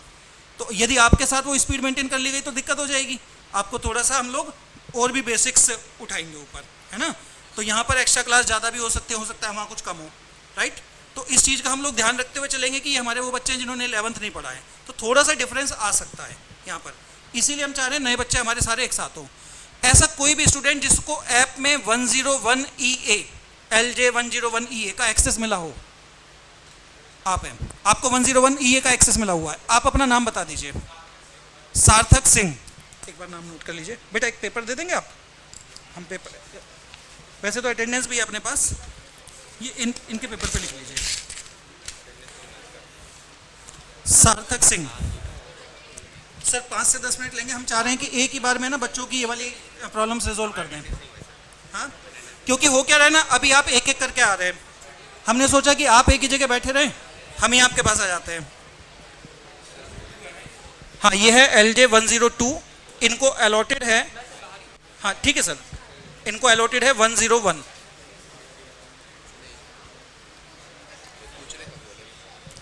अच्छा, अब ऐसे कितने स्टूडेंट्स हैं जिनको अब तक बैच एक्सेस नहीं मिला है, राइट। क्वेश्चन ठीक है, एक एक करके अपने नाम लिखाते जाइए, है ना। टिक करना होगा या नाम लिख लेंगे? ढूंढ लेंगे आराम से, हर बार बहुत सारे बच्चे होंगे ना। आज के अटेंडेंस में सीक्वेंस नंबर याद होगा तुम्हें अपना? हाँ, इनके पास चलते, आपस में बात कर लो, कोई दिक्कत नहीं है। बस ऐसे ना करना कि क्लास थोड़ी ज़्यादा डिस्टर्ब हो जाए। सारथी का मिलेगा? मिलेगा। देखिए यार दोस्त, अभी है ना, हमने सबसे पहले क्या किया, क्लासरूम्स रेडी किए। तुम लोग जितने लोग पहले से PW को जानते हो, PW में एक बात रही है, पहली प्रायोरिटी स्टूडेंट होते हैं और उनकी स्टडीज़ होती है। तुम बिलीव नहीं करोगे, अभी हमारे बैठने की भी पूरी जगह नहीं है, ठीक है। सबसे पहली ज़रूरत थी कि हम लोग बच्चों के लिए बैठने की जगह बनाएं और उनकी क्लासेस स्टार्ट करें, ठीक है। डेली आते हो, देखते हो बाहर सारा रेता वेता पड़ा हुआ है, कंस्ट्रक्शन हो रही है, सब कुछ चलता रहता है ना। हमारी जगह सबसे बाद में बनेगी। सबसे पहले तुम्हारे लिए चीज़ें बन रही है, फर्स्ट फ्लोर, ये सेकंड बन गया, फिर थर्ड बन रहा है क्लासरूम के लिए, फिर ग्राउंड बन रहा है। जब ये सारा पूरा हो जाएगा फिर हम लोग क्लासरूम। अभी आप क्या करिएगा, अपने कंसर्न टीचर से, जैसे मान लीजिए आपको फिजिक्स में कोई प्रॉब्लम आ रही है ना, तो फिजिक्स में कोई प्रॉब्लम आ रही है तो अपने सर से बात करो, जो उनका सेल है जहाँ पर हमने फैकल्टी रूम है वो लोग भी अभी ऐसे ही बैठे रहते हैं, है कुछ स्पेस उनके लिए दे दिया है, तो वहाँ पर जाकर उनसे अभी सवाल पूछ लो, क्योंकि अभी तो ज़्यादा आएंगे भी नहीं ना, अभी तो जस्ट पहला चैप्टर स्टार्ट ही हुआ है ना। अभी डीपीपी मिले हैं कोई? डीपीपी मिल गए, चलो अब डीपीपी करना शुरू कर देना, तो डाउट्स आएंगे, अभी अपने कंसर्न टीचर से मिल सकते हो। अभी क्या है, अभी उनके पास डायरेक्टली भी टाइम है, ठीक है, अभी एक एक दो बैचेस है अभी सर लोगों के पास, तो वो खुद तुम्हें टाइम दे देंगे, बट जैसे जैसे आगे बढ़ेंगे उनके बैचेस बढ़ते चले जाएंगे, तब तक डाउट सेल एक्टिव हो जाएगी। डाउट सेल एक्टिव हो जाएगी तो वहाँ पर रोजाना तुमको 2 टाइम टेबल मिलेंगे बच्चों, ये काम की बात बता रहा हूँ। रोजाना तुमको 2 टाइम टेबल मिलते हैं, एक आपके लेक्चर्स का, आज फिजिक्स की क्लास कब है, केमिस्ट्री की क्लास कब है, मैथ्स की क्लास कब है, दूसरा होता है डाउट्स का। डाउट्स का मतलब कि एनी टाइम कौन से फैकल्टीज डाउट्स रूम में अवेलेबल हैं। आपको आपकी आज क्लास नहीं है, आप मॉर्निंग में आना चाह रहे हैं, आपको पहले से पता होगा इस टाइम पे ये वाले सर मुझे मिलेंगे, आप आकर अपने डाउट रिजॉल्व कर सकते हैं। तो doubt room will be separate and doubt faculties will be there. आपके जो टीचर्स हैं जब उनकी क्लासेस नहीं होंगी तो they will also be there, वो भी वहाँ होंगे, ठीक है, but that will take some time, कुछ समय लगेगा, तब तक तो थोड़ा सा कोऑपरेशन चाहिए तुम लोगों का। क्लासेस हैम्पर नहीं होने देंगे, ये अपना कमिटमेंट है, ठीक है। नेक्स्ट, हाँ बताओ बेटा, अटेंडेंस नहीं हुआ, अच्छा चलो कोई बात नहीं है, मैं इसीलिए आज सभी के पास आ गया। मैं चाह तो रहा था बहुत दिनों से आना, बट अभी ना बहुत सारी ऑपरेशनल डिफिकल्टीज आ रही थी, वहाँ पे अटके हुए थे, तो आज पहली बार ही तुम लोगों से मिलने आया हूँ। भाई और कोई टाइप की प्रॉब्लम किसी के साथ आ रही है अभी? आज 3rd डे है, बताओ बेटा।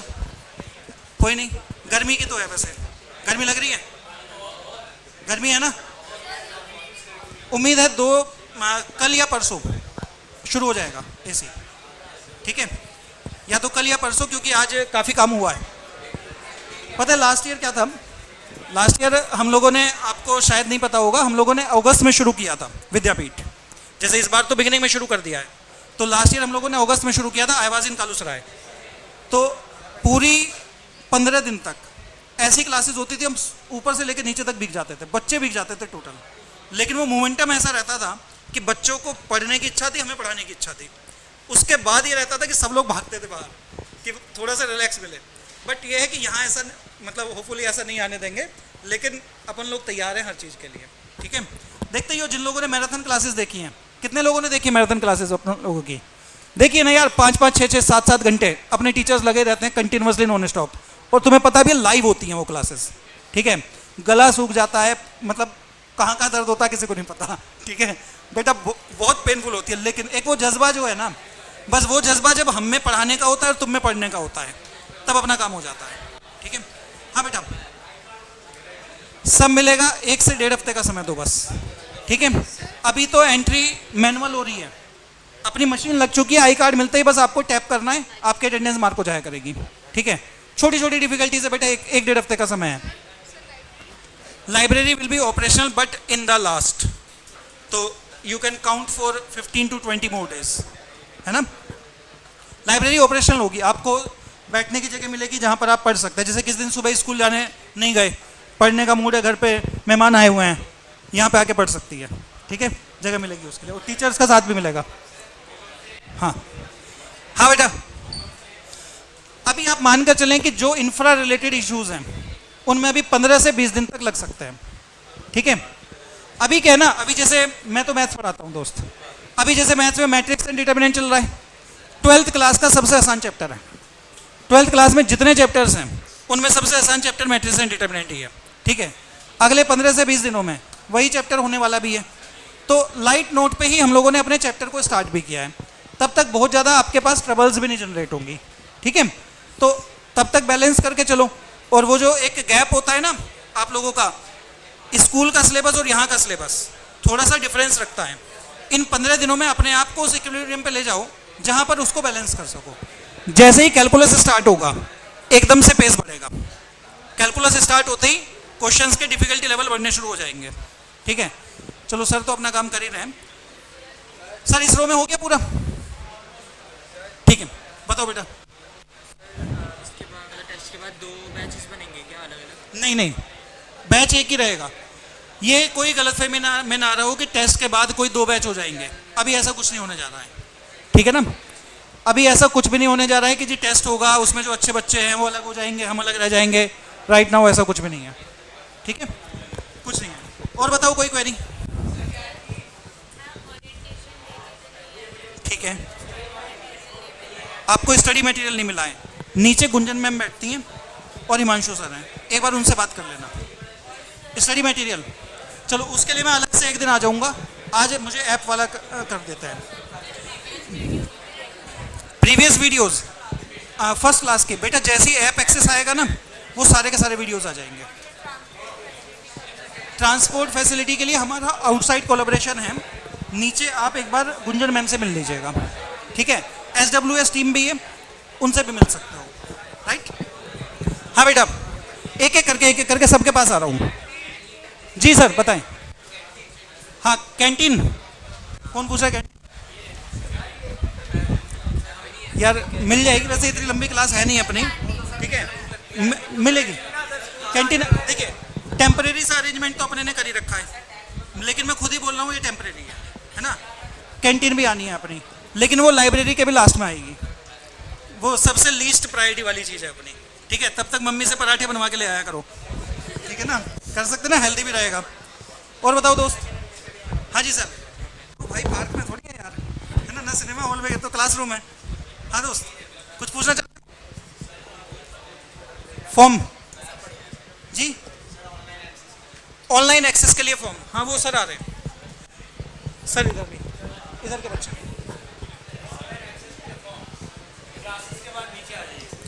क्लासेस के बाद सर से, अच्छा एक और बात, सर को पहचान लिया ना आप अपने? Yes sir. जब भी बैच की दिक्कत हो सर को परेशान करना, ठीक है। मतलब सर आपको गाइड कर देंगे कि आपके बैच के इश्यूज कैसे रिजॉल्व होंगे, ठीक है। हाँ बेटा।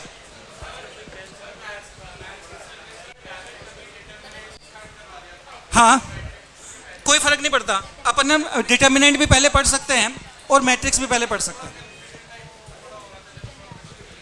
नहीं मैं बताता हूँ, इसमें कोई बहुत बड़ी बात नहीं है कि हम डिटर्मिनेंट पहले पढ़ें या मैट्रिक्स पहले पढ़ें, ठीक है। ऑल्दो ये बात तुम्हारी सही है कि जो डिटर्मिनेंट है वो मैट्रिक्स का ही एक एप्लीकेशन है, लेकिन अपने को बस इतना पता हो कि रोज और कॉलम में लिखने के बाद जब उन्हें बंद करने की जगह वर्टिकल लाइन डाल देते हैं तो वही चीज़ डिटर्मिनेंट बन जाती है। डिटर्मिनेंट एक वैल्यू है और वो एक अरेंजमेंट है, ठीक है, तो उससे कोई फर्क नहीं पड़ेगा। ये था हमारे पास भी कंसर्न, एक्चुअली बताता हूँ तुमको, क्योंकि मैं मैथ्स का हूँ तो तुम्हारा आंसर दे सकता हूँ। दरअसल में जो चैप्टर है ना मैट्रिक्स एंड डिटर्मिनेंट, इसमें कभी ये पॉसिबिलिटी ही नहीं होती कि हम पहले पूरा मैट्रिक्स पढ़ा दें फिर पूरा डिटर्मिनेंट पढ़ाएं, या पहले पूरा डिटर्मिनेंट पढ़ा दें फिर पूरा मैट्रिक्स पढ़ाएं। ये पूरा मिक्स चैप्टर होता है बेटा, ठीक है। तो आइडियल ये होता है कि मैट्रिक्स का डेफिनेशन दिया जाता है, डिटर्मिनेंट पर पहुंचते हैं और फिर वापस हम मैट्रिक्स पर घूम कर आते हैं, तो that is going on, right. App वाला इशू, एक मिनट,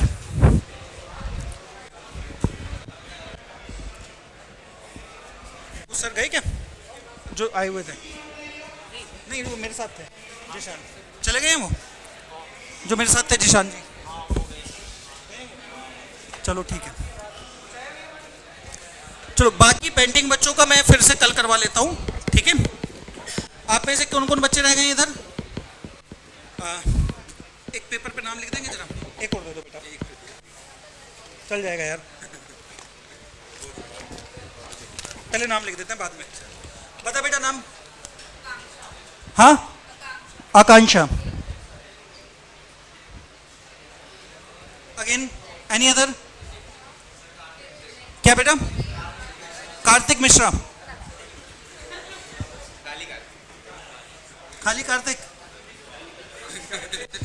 जी, बेस्ट कार्तिक बेस्ट, चलो एक ही बात है जी। प्रियांश शर्मा।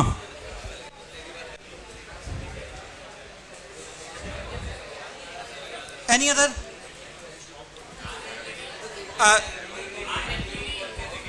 खतरनाक सा नाम है, आना पड़ेगा। आर्यन गिरी। अच्छा आर्यन गिरी।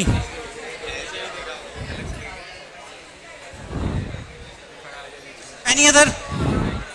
और कोई नाम? इधर सब हो गया सर, इधर ले गए नाम, ठीक है बेटा, डन। चलो मैंने थोड़ा सा तुम लोगों को आज केमिस्ट्री का क्लास डिस्टर्ब किया, बट ये भी ज़रूरी था बेटा। विल ट्राई किए जल्दी से जल्दी सॉर्ट आउट हो जाए, ठीक है। तब तक सभी बच्चे इसी बैच में बैठेंगे, यही क्लासेस होगी। बैकएंड की दिक्कतें हम सॉल्व करते रहेंगे, क्लासेस की दिक्कत नहीं होनी चाहिए अपनी, ठीक है। चलो, थैंक यू बेटा, थैंक यू सर।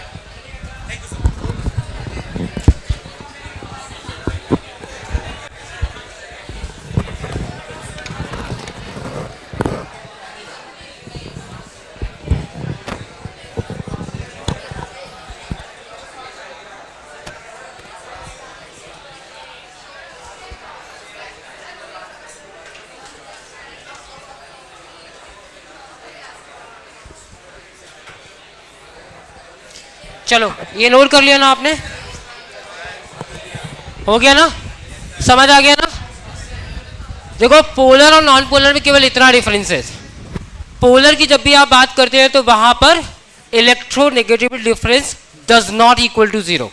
पोलर का मतलब क्या है, delta E N does not equal to zero, ठीक है, it does not equal to zero, तो इसको हम लोग क्या बोलेंगे, पोलर। और पोलर वाले जितने भी होंगे कैसे हैं, सॉफ्ट। क्यों सॉफ्ट है, क्योंकि गैस को कंप्रेस कर रहे हो आप, है ना। तो जब आप गैस को कंप्रेस करोगे तो क्या बनेगा, सॉफ्ट होगा और नॉन कंडक्टर ऑफ इलेक्ट्रिसिटी, ठीक है। Next is melting point comparatively higher होगा। इसका रीजन पता है, कंपैरेटिवली हायर क्यों है, क्योंकि नॉन पोलर के केस में कहीं से कोई चार्जेस डेवलप तो नहीं हुए थे।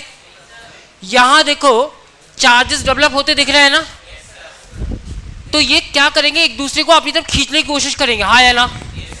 तो ये वाले जो बॉन्ड होंगे नॉन पोलर के कंपैरिजन में क्या होगा, स्ट्रांग होगा। और अगर स्ट्रांग होगा तो क्या हो जाएगा, मेल्टिंग पॉइंट। याद हो गई बात, पक्का ना।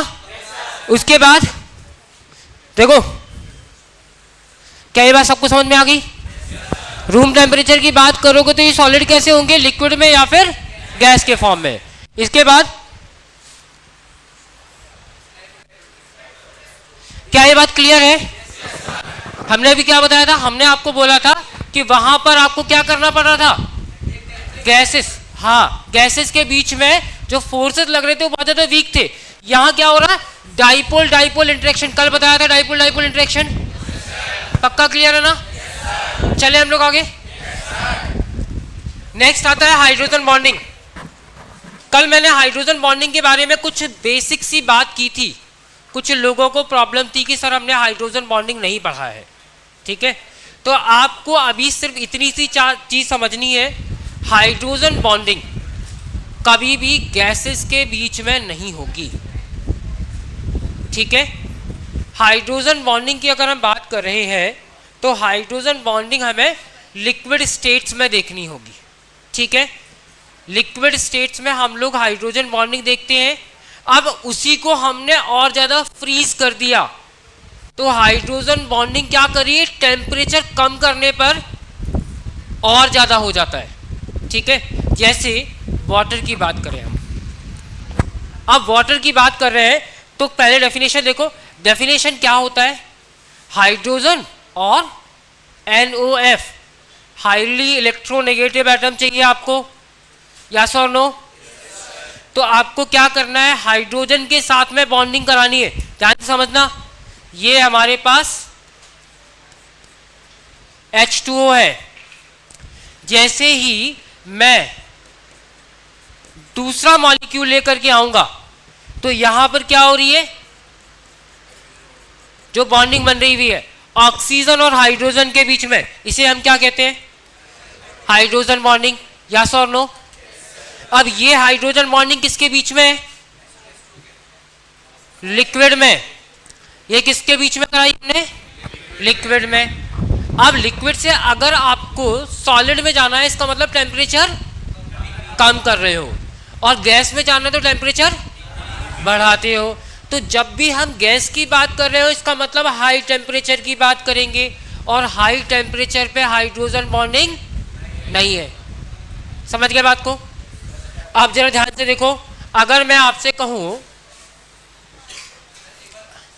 मैं ड्रॉ करके दिखा रहा हूं, एक मैं वापस कर दूंगा, ठीक है। चलो यहां देखो, हम लिक्विड स्टेट की बात कर रहे हैं। लिक्विड स्टेट में क्या था, ये कुछ लो ऐसे बना देते हैं, थोड़ा सा ज़्यादा क्लियर हो जाएगा।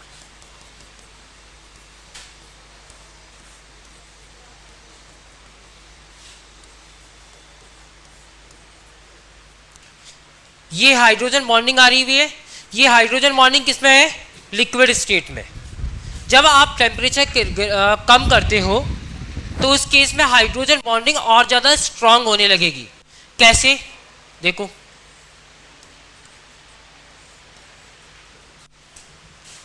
अच्छा आप मुझे बताओ हाइड्रोजन बॉन्डिंग हो किसके वजह से रही थी, इलेक्ट्रोनेगेटिव की वजह से, इलेक्ट्रोनेगेटिविटी की वजह से, और हम कह सकते हैं हायर एनर्जी इलेक्ट्रॉन्स के वजह से।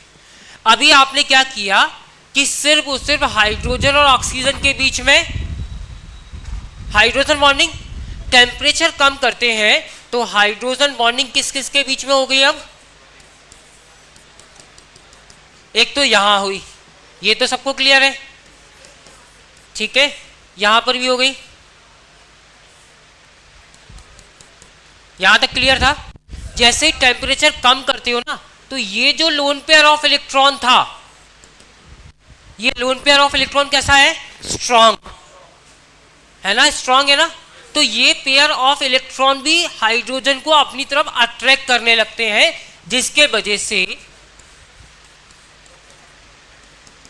यहां से भी इसको हाइड्रोजन बॉन्डिंग का सपोर्ट मिलेगा, यहां से भी मिला।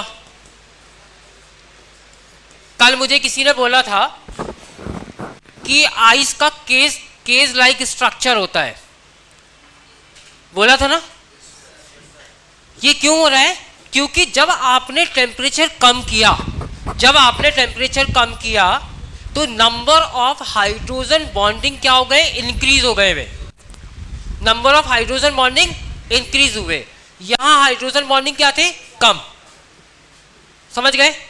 तो ये क्या हुआ, सॉलिड स्टेट में गया, जब सॉलिड स्टेट में जाएगा तो यहां पर जिस टाइप की जो बॉन्डिंग होगी, ऐसे मॉलिक्यूल्स को हम क्या बोल रहे हैं, हाइड्रोजन बॉन्डेड मॉलिक्यूलर सॉलिड्स। क्या ये बात सबको समझ में आई, क्या ये बात समझ में आई? इसी के कुछ और एग्जाम्पल देखो, जिनको कल नहीं समझ में आया था वो देखो, ये हमारे पास क्या है, हाइड्रोजन और फ्लोरीन, ये हमने दूसरा मॉलिक्यूल लिया, ये हमने तीसरा मॉलिक्यूल लिया। अब हाइड्रोजन और fluorine is highly electronegative, yes और नो?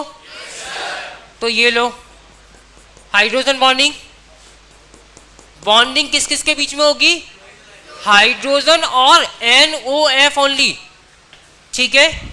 सिमिलरली अगर हम अमोनिया की बात करें तो अमोनिया में भी कैसे हो रही है, देखो ये N, ये H, ये H, ये H, ठीक है। Hydrogen bonding H N H H H N H H। क्या ये बात समझ में आई? ये हम बात करें गैसेस की, अगर आप इन्हीं गैसेस को कंप्रेस करके सॉलिड बना दोगे तो क्या नाम हो गया, हाइड्रोजन बॉन्डेड मॉलिक्यूलर सॉलिड। क्या ये बात समझ में आ गई? समझ में आ गई? यस। नहीं समझ आई? हमने क्या कहा, हाइड्रोजन बॉन्डिंग किस किस के बीच में होगा, हाइड्रोजन और इलेक्ट्रोनेगेटिव के बीच में। अगर आप उस गैस को कंप्रेस करोगे तो पहले क्या बना, लिक्विड, लिक्विड से क्या बना, सॉलिड। तो ऐसे सॉलिड जिनमें हाइड्रोजन बॉन्डिंग हो रही होगी उनको क्या बोलेंगे, हाइड्रोजन बॉन्डेड मॉलिक्यूलर सॉलिड। समझ गए? ये लो, जिसको नोट करना था कर लो जल्दी से नोट।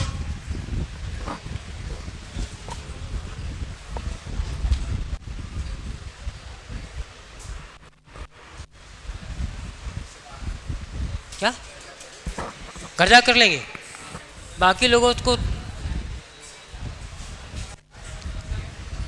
चले आगे, क्या जल्दी जल्दी कर, जल्दी से।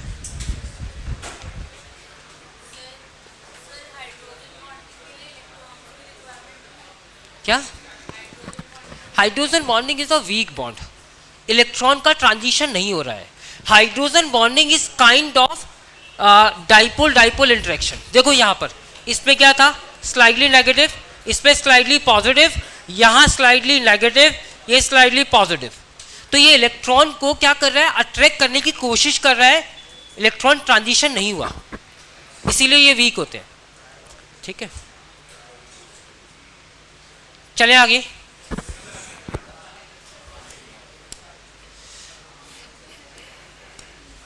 अब देखो मैंने यहां पर सारी की सारी ना जितने भी मॉलिक्यूलर सॉलिड थे सारे कंपेयर करा के दे दिए एक ही बार में। अब देखो नॉन पोलर सॉलिड का मतलब क्या है, non polar molecules. Non polar molecules कौन से हैं, जिनमें electron differences 0। Next stage force कौन से लग रहे थे, लंडन फोर्सेस और डिस्पर्जन फोर्सेस। रूम टेम्परेचर पे ये क्या होंगे, गैस या फिर लिक्विड। बॉन्ड कैसे होंगे, lowest. Done. Next is example is electronegative differences. क्या होगा, डाइपोल डाइपोल इंटरेक्शंस।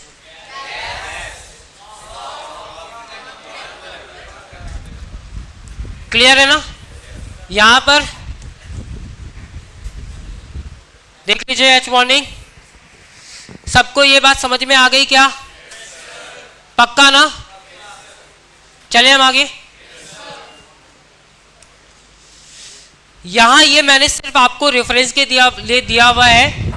कल मैंने हालांकि ये बात आपको समझा दी थी, हमने आपको बता दी थी कि इंड्यूस डाइपोल डाइपोल डाइपोल क्या होते हैं। तो यहां मैंने आपको बोला हाइड्रोजन बॉन्डिंग, ये मैंने आपको अभी बताया हुआ है। ये आपको मैंने बताया हुआ है दिस इज लंडन फोर्सेस। का मतलब क्या है, एक तो आपके पास कैसा है, अनसिमेट्रिकल, यानी कि डाइपोल है, और यहां पर क्या है, सिमेट्री, मतलब पोलराइजेशन प्रॉपर नहीं है। अगर आप एक पोलर मॉलिक्यूल दूसरे नॉन पोलर को पास में ले आओ तो क्या होगा, इसके वजह से, इस पॉजिटिव चार्ज के वजह से यहां पर नेगेटिव चार्ज क्रिएट हो जाएगा। समझ गए बात को। इसको हम लोग क्या बोलते हैं, लंडन फोर्सेस। इसी को हम लोग क्या कह सकते हैं, डाइपोल इंड्यूस डाइपोल। हाँ या ना। इसको क्या बोल रहे हैं, डाइपोल डाइपोल का मतलब दोनों के पास चार्जेस हैं, ठीक है, अपने अपने चार्जेस को लेकर के चुपचाप बैठ गए। Done. Next, which of the following is not the type of crystalline solids. Done. Next order.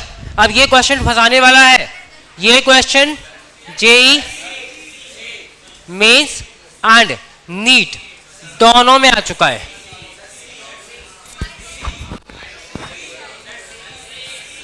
सबसे स्ट्रॉन्ग कौन होता है, यस। तो यानी कि ऑप्शन ए और बी तो गायब। अब इन दोनों में देखना है आपको। तो सबसे पहले किसका, हाइड्रोजन बॉन्डिंग, और उसके बाद मैंने अभी आपको बताया पोलर का मेल्टिंग पॉइंट ज्यादा होता है नॉन पोलर से। तो करेक्ट आंसर क्या हुआ, ये क्वेश्चन एग्जाम में आ चुका है, दोनों एग्जाम में आ चुका हुआ है। अभी बेसिक थ्योरी में से ही क्वेश्चन आया हुआ है, बिल्कुल डिफिकल्ट नहीं है। समझ आ गई बात। Now the next is next question.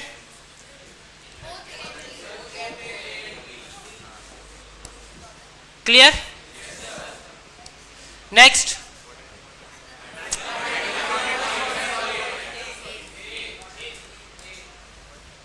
ठीक है। अभी आप में से बहुत सारे लोग कहोगे सर ये तो लिक्विड स्टेट में था, हम सॉलिड की बात कर रहे हैं इसलिए वाटर की जगह हम आइस ले रहे हैं, ठीक है। तो क्या होगा, वाटर में हाइड्रोजन बॉन्डेड मॉलिक्यूलर सॉलिड। क्या इतनी बात क्लियर है, ठीक है। अच्छा, अब इसमें से ना बहुत सारे लोगों का डाउट है सर ये पोलर मॉलिक्यूल भी तो है H2O, मॉलिक्यूल तो पोलर है ना। तो आंसर ये भी हो सकता था, लेकिन हम लोग क्या कह रहे हुए हैं, हम उसकी बात करेंगे जो ज्यादा डोमिनेंट है। कौन सा डोमिनेंट, हाइड्रोजन बॉन्डिंग, क्योंकि हाइड्रोजन बॉन्डिंग इन सब में सबसे ज्यादा स्ट्रांग होगा, यस और नो। तो हमें क्या करना है, आंसर मोर जो प्रेफरेबल आंसर होगा वो कौन सा होगा, आंसर ए। क्लियर है। नाउ अब चल रहे हैं हम लोग आयनिक सॉलिड्स की तरफ। आयनिक सॉलिड्स के बारे में हम लोग बहुत सारी डिस्कशन कर चुके हुए हैं, ठीक है।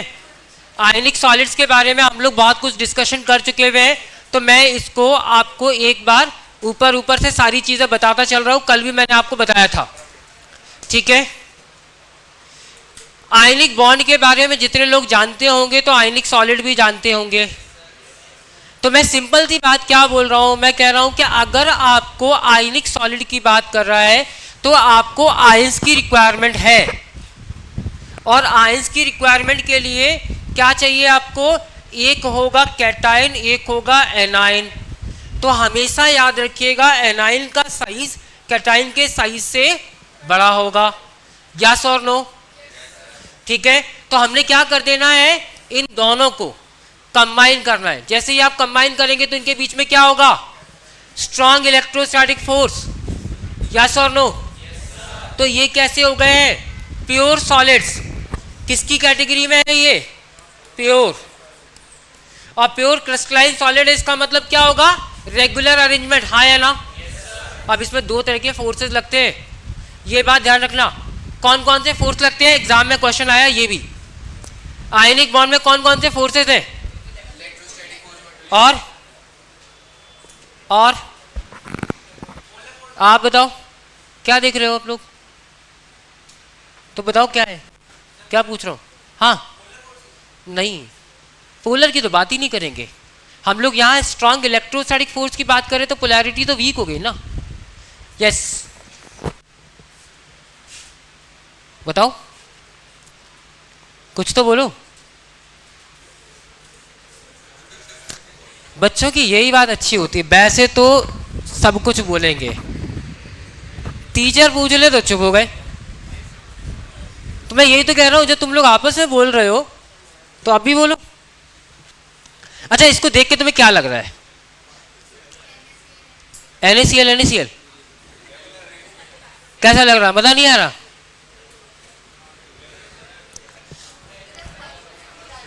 क्या, अरे सबसे मजेदार चीज तो यही है। अरे देखो, तुम एक बात सोचो, अरे तुम्हारे सामने बना हुआ है, अरे सुनो, पहले ध्यान सुनो, यहां पर दो फोर्सेस कौन कौन से हैं, अरे मेरे पास दो ही फोर्सेस हैं, एक तो पॉजिटिव नेगेटिव के बीच में, हाँ या ना, और दूसरा फोर्स पॉजिटिव और पॉजिटिव के बीच में, यस और नो। तो हमारे पास आयनिक बॉन्ड की बात कर रहे हैं, आयनिक क्रिस्टल्स की बात कर रहे हैं, तो यहां पर दो तरह की चीजें सामने आ रही हुई है। पहली चीज सामने आ रही हुई है, forces, strong forces between unlike charges, yes और नो। दूसरा फोर्स हो गया force of repulsion between unlike charges, like charges, yes और no. Force of attraction between unlike charges, force of repulsion between, yes और नो। तो बस यही question था। चलो अब क्वेश्चन दिखाते हैं। क्या इतनी बात समझ में आई? बाकी इसकी प्रॉपर्टीज हम दोबारा रिपीट नहीं कर रहे हैं, ऑलरेडी बहुत बार बता चुके हैं आपको, याद हो गई ना। क्रिस्टलाइन सॉलिड है, प्योर सॉलिड, ठीक है। अब जरा ध्यान से देखो, ये बात आपको सिर्फ इतनी सी बात याद रखने की है, क्योंकि ये लाइन मैंने एनसीईआरटी से निकाली है और एनसीईआरटी की ये लाइन एग्जाम में आई हुई है। इनमें से कोई पॉइंट ऐसा जो आपको समझ में ना आया हो, जिसके बारे में हमें डिस्कशन करना चाहिए, बताओ। स्टार्टिंग से हम यही तो कर रहे हैं।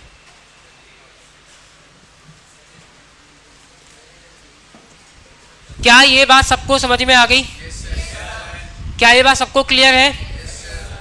किसी को नोट करना हो तो नोट कर लो, ये लाइन दिमाग में नोट कर लो, अच्छी बात होगी। अरे ये तो लिखने की बात तो है ही नहीं। स्ट्रक्चर देखो, सामने सामने डायरेक्टली दिख रहा है। क्या दिख रहा है? यहाँ अनलाइक चार्जेस है, ये आपके लाइक है, ये भी लाइक है, ये भी लाइक दिख रहा है, हाँ या ना? क्या? हाँ, ये बात हम बता देते हैं। क्या इतनी बात सबको समझ में आई? अब यहां देखो, हमने क्या बोला हुआ है, सच arrangement of ions depends on 3 factors. Number 1 size of ions, दूसरा है चार्ज ऑफ आयंस, तीसरा है पोलराइजेशन। तो भाई एक बात मुझे बताओ, तुम लोगों ने केमिकल बॉन्डिंग में एक रूल पढ़ा था जिसका नाम था फजांस रूल। तो फजांस रूल क्या कहता था? वो कहता था कि अगर आपके पास किसी का साइज बहुत ज़्यादा बड़ा है, एक का साइज छोटा है, तो बड़े वाला क्या करेगा, कुर्बानी देगा, है ना, यही होता है। बात समझ में आई? मतलब क्या हुआ, एक हमारे पास बड़ी सी बॉल है और बड़ी सी बॉल को छोटी सी बॉल से आपको हिट करना है, ठीक है, या फिर बड़ी वाली बॉल में आपको छोटी वाली बॉल से हिट करना है, नुकसान किसका होगा, छोटी वाले का? नहीं, जो बड़ी वाली होगी ना उसमें डिस्टॉर्शन होगा। अरे आप सिंपल सी बात समझो, मान लीजिए एक मेरे पास छोटे से कांच की बॉल है, ठीक है, उसका मास कम है, मास कम है, अगर हिट करोगे तो इफेक्ट भी तो कम ही होगा। और एक मैंने 1 kg की बॉल ले ली तो इफेक्ट किसका होगा, बड़े वाले का। तो हमेशा जब भी पोलराइजेशन का लॉ आता है तो लॉ पोलराइजेशन क्या कहता है, स्मॉल वाले चार्ज को आप बड़े वाले चार्ज के कांटेक्ट में लाओ, तो यहां पर ये पॉजिटिव चार्ज क्या करेगा, इस नेगेटिव को अपनी तरफ अट्रैक्ट करेगा और इसका डिस्टॉर्शन होगा। ये वाला चार्ज तो एज इट इज रहा, हाँ या ना? तो हम क्या कहते हैं, पोलराइजेशन का मतलब क्या होता है, पोलराइजेशन का मतलब है कि डिस्टॉर्शन इन द शेप किसके, बड़े वाले चार्ज का। अच्छा, यहां पर कैटायन है और एनायन है, एनायन का साइज बड़ा है तो पोलराइजेशन की बात होगी तो पोलराइजेशन बहुत कम होता है क्योंकि ये टाइटली क्लोज पैक्ड है, तो वो जो डिस्टॉर्शन हो रहा है, डेविएशन जो दिख रहा होगा ना, वो बहुत माइनर है, ना के बराबर है। यस और नो? बात समझ गए? तो ये 3 चीजें हैं, फजान रूल है ये। क्या इतनी बात समझ में आई? अब चलते हैं हम क्वेश्चन की तरफ। एनाइन में हमेशा साइज जिसका बड़ा होगा वही होगा क्या? नहीं, जिसका साइज बड़ा होगा उसका ही रेडिएशन होगा, ठीक है। यहां देखो क्या लिखी है बात, प्रॉपर्टीज सुन लो आयनिक की, आयनिक क्रिस्टल की प्रॉपर्टीज। आयनिक सॉलिड कैसे होते हैं, क्लियर है, ठीक है। दूसरी चीज, आयनिक बॉन्ड बनेगा तो मेल्टिंग पॉइंट क्या हो जाएगा, टू मच, है ना। Next is non conductor, done. तीसरा है हमारे पास कि जब भी आप आयनिक सॉलिड्स की बात करोगे तो आयनिक सॉलिड्स में कंडक्शन अगर आपको कराना है तो आप कब कराओगे, जब वो फ्यूजन स्टेट में होगा या फिर लिक्विड स्टेट, मॉल्टन स्टेट में होगा, तब तो कंडक्शन पॉसिबल होगा। सॉलिड स्टेट में कंडक्शन नहीं होगा, क्लियर है बात। तीसरी चीज हो रही है भाई, ये देखो ये लाइन ध्यान सुनना, शियर फोर्सेस। शियर फोर्स मतलब क्या हो रहा है कि अगर आप जबरदस्ती कंप्रेस करने की कोशिश करोगे, आपने दोनों साइड से ना क्रिस्टल में आपने फोर्स लगा दिया आयनिक क्रिस्टल में, तो क्या हो जाएगा, क्रिस्टल टूट जाएगा। तो वही तो लिखा हुआ है, एक साइड से आपने यहां फोर्स लगाया, यहां फोर्स लगाया, जब फोर्स लगाया तो ये जो अनलाइक चार्जेस थे, ये अनलाइक चार्जेस, ये सॉरी लाइक चार्जेस एक दूसरे के बहुत क्लोज आए तो रिपल्शन ज्यादा होने लगा, और ज्यादा रिपल्शन हुआ तो इसके वजह से क्या हुआ, टूट गया। समझ गए ना? क्या ये बात सबको समझ में आई? पक्का क्लियर है ना? आप क्वेश्चन देखो जरा, ये क्वेश्चन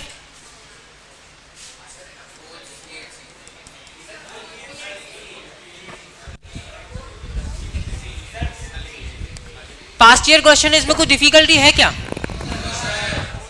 अरे वो क्या पूछ रहा है वो तुमसे, यही तो पूछ रहा है आयनिक सॉलिड क्या होता है, डेफिनेशन ही तो है। आयनिक सॉलिड का मतलब क्या हो रहा है कि जहां पर दो तरह के फोर्सेस लग रहे हैं। कौन कौन से forces? Force of attraction between, clear है ना?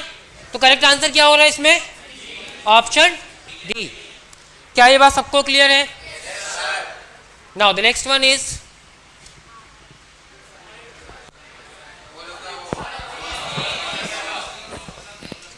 अच्छा एक बात मुझे बताओ, क्वेश्चन क्या आप लोगों को नोट करना है? नहीं करना ना? पक्का कंफर्टेबल हो ना? क्वेश्चन देखो,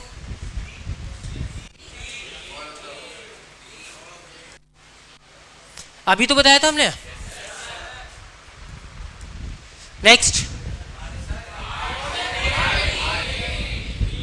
ऑप्शन इज आयनिक सॉलिड क्या होते हैं? Hard and brittle. मतलब ऑप्शन क्या हो गया? क्लियर? ठीक है। अच्छा देखो ये लाइन गलत लिखी ना, non conductor of electricity in aqueous solution best conduction होता है। आप क्या कीजिएगा, NaCl को पानी में डाल दो, ठीक है, और जब आप डालते हो तो क्या बनता है, वो जो NaCl का एक्वस सॉल्यूशन होता है उसको हम कहते हैं ब्राइन सॉल्यूशन। और ब्राइन सॉल्यूशन में कंडक्शन बढ़िया होता है, बढ़िया नहीं बहुत अच्छा होता है, ठीक है। तो आपको याद है कि जब डायलिसिस वगैरह होता है ना, तो डायलिसिस में हम लोग क्या यूज़ करते हैं? NaCl का एक्वस सॉल्यूशन यूज़ करते हैं। यहाँ तक कि आपने 11th में एस ब्लॉक पढ़ा था, वहाँ पर आपने नहीं पढ़ा था? अच्छा चलो कोई बात नहीं, कोई बात नहीं, कोई बात नहीं, कोई बात नहीं, it's okay. Now the next question is,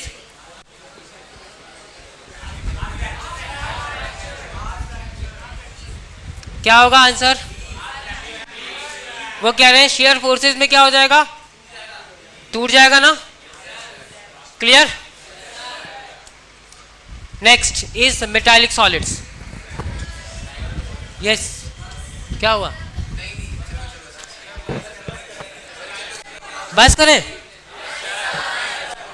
2 slide और बची मेरे को लगता है शायद। अरे एक मिनट, हाँ मैं वही कह रहा हूं कि इसको खत्म करते हैं बस, ठीक है। चलो बस सुनो, यहाँ सुनो, मेटालिक सॉलिड और कर लो, बस मेटालिक सॉलिड के बाद खत्म कर देंगे, ठीक है।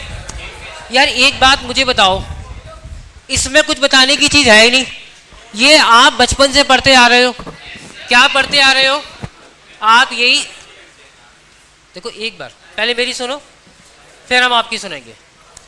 आप लोग बचपन से क्या पढ़ते आ रहे हो कि मेटल जितने भी होते हैं good conductor of electricity and heat, yes और नो? रीजन क्या है? ये मेटल है, इस मेटल में प्लीज, ये जो मेटल है इस मेटल में कौन है? इलेक्ट्रॉन्स हैं। और आप गए और उस मेटल पे थोड़ा सा भी आपने हिट किया, इलेक्ट्रॉन फट से बाहर निकला, क्योंकि मेटल की प्रॉपर्टी क्या होती है?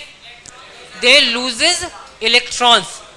और जैसे इलेक्ट्रॉन बाहर निकला कंडक्टिविटी बढ़ गई। इसीलिए मेटालिक बॉन्ड कैसे होते हैं? Good conductor of heat and electricity. क्या इतनी बात सबको समझ में आ गई? दूसरी बात, मेटल की बात कर रहे हैं तो मेटल कौन से होते हैं? लो आयनाइजेशन एनर्जी वाले। मेटल को आप थोड़ी सी एनर्जी दो, इलेक्ट्रॉन, ये जो इलेक्ट्रॉन था ये निकल के बाहर चला गया, थोड़ी सी एनर्जी देने पर। एग्जाम्पल इज, आप मेटल सरफेस को, ठीक है, आप जैसे आपने देखा होगा कई जगह एक हैमर से लेकर के ना, आप किसी भी लोहे की शीट को आप हिट करो, और जैसे आप हिट करते हो ना तो क्या होती है कि वहाँ से इलेक्ट्रॉन बाहर निकलता है। और स्पार्क भी देखा है, होता है कि नहीं होता है? क्या हो रहा है? क्योंकि ये मेटल की प्रॉपर्टी है। फोटो इलेक्ट्रिक इफेक्ट आपने सुना था? फोटो इलेक्ट्रिक इफेक्ट कौन सा होता है? जिसमें इजीली इलेक्ट्रॉन का इजेक्शन हो सके मेटल में। आप मुझे बताओ एस ब्लॉक एलिमेंट में टॉप टू बॉटम आते हो साइज बढ़ता है, मतलब सीजियम तो बढ़िया हो गई ना, सीजियम तो बेस्ट है। साइज ज़्यादा आयनाइजेशन एनर्जी कम, थोड़ी सी एनर्जी दी, इलेक्ट्रॉन बाहर निकला, और जैसे इलेक्ट्रॉन बाहर निकला तो good conductor of heat and electricity, yes और नो? तो मेटालिक सॉलिड क्या होते हैं? ये वो सॉलिड हैं जिनमें इजीली इलेक्ट्रॉन बाहर निकल जाए, और जब इलेक्ट्रॉन बाहर निकलता है तो उतने आसानी से कंडक्टिविटी उसकी बढ़ जाती है। इसलिए पूरे के पूरे क्रिस्टलाइन सॉलिड में अगर हम बात करते हैं तो metallic solids are the good conductor of heat and electricity. इसके अलावा जितने भी सॉलिड आपने देखे हर जगह क्या पढ़ा आपने, नॉन कंडक्टर, यस और नो, क्लियर है बात? तो इस बात को अगर आप नोट करना चाहें तो कर लीजिएगा, क्योंकि मेटल्स कैसे होते हैं, नॉन कंडक्टर्स। इसी में यस, कहाँ पर, एक मिनट प्लीज।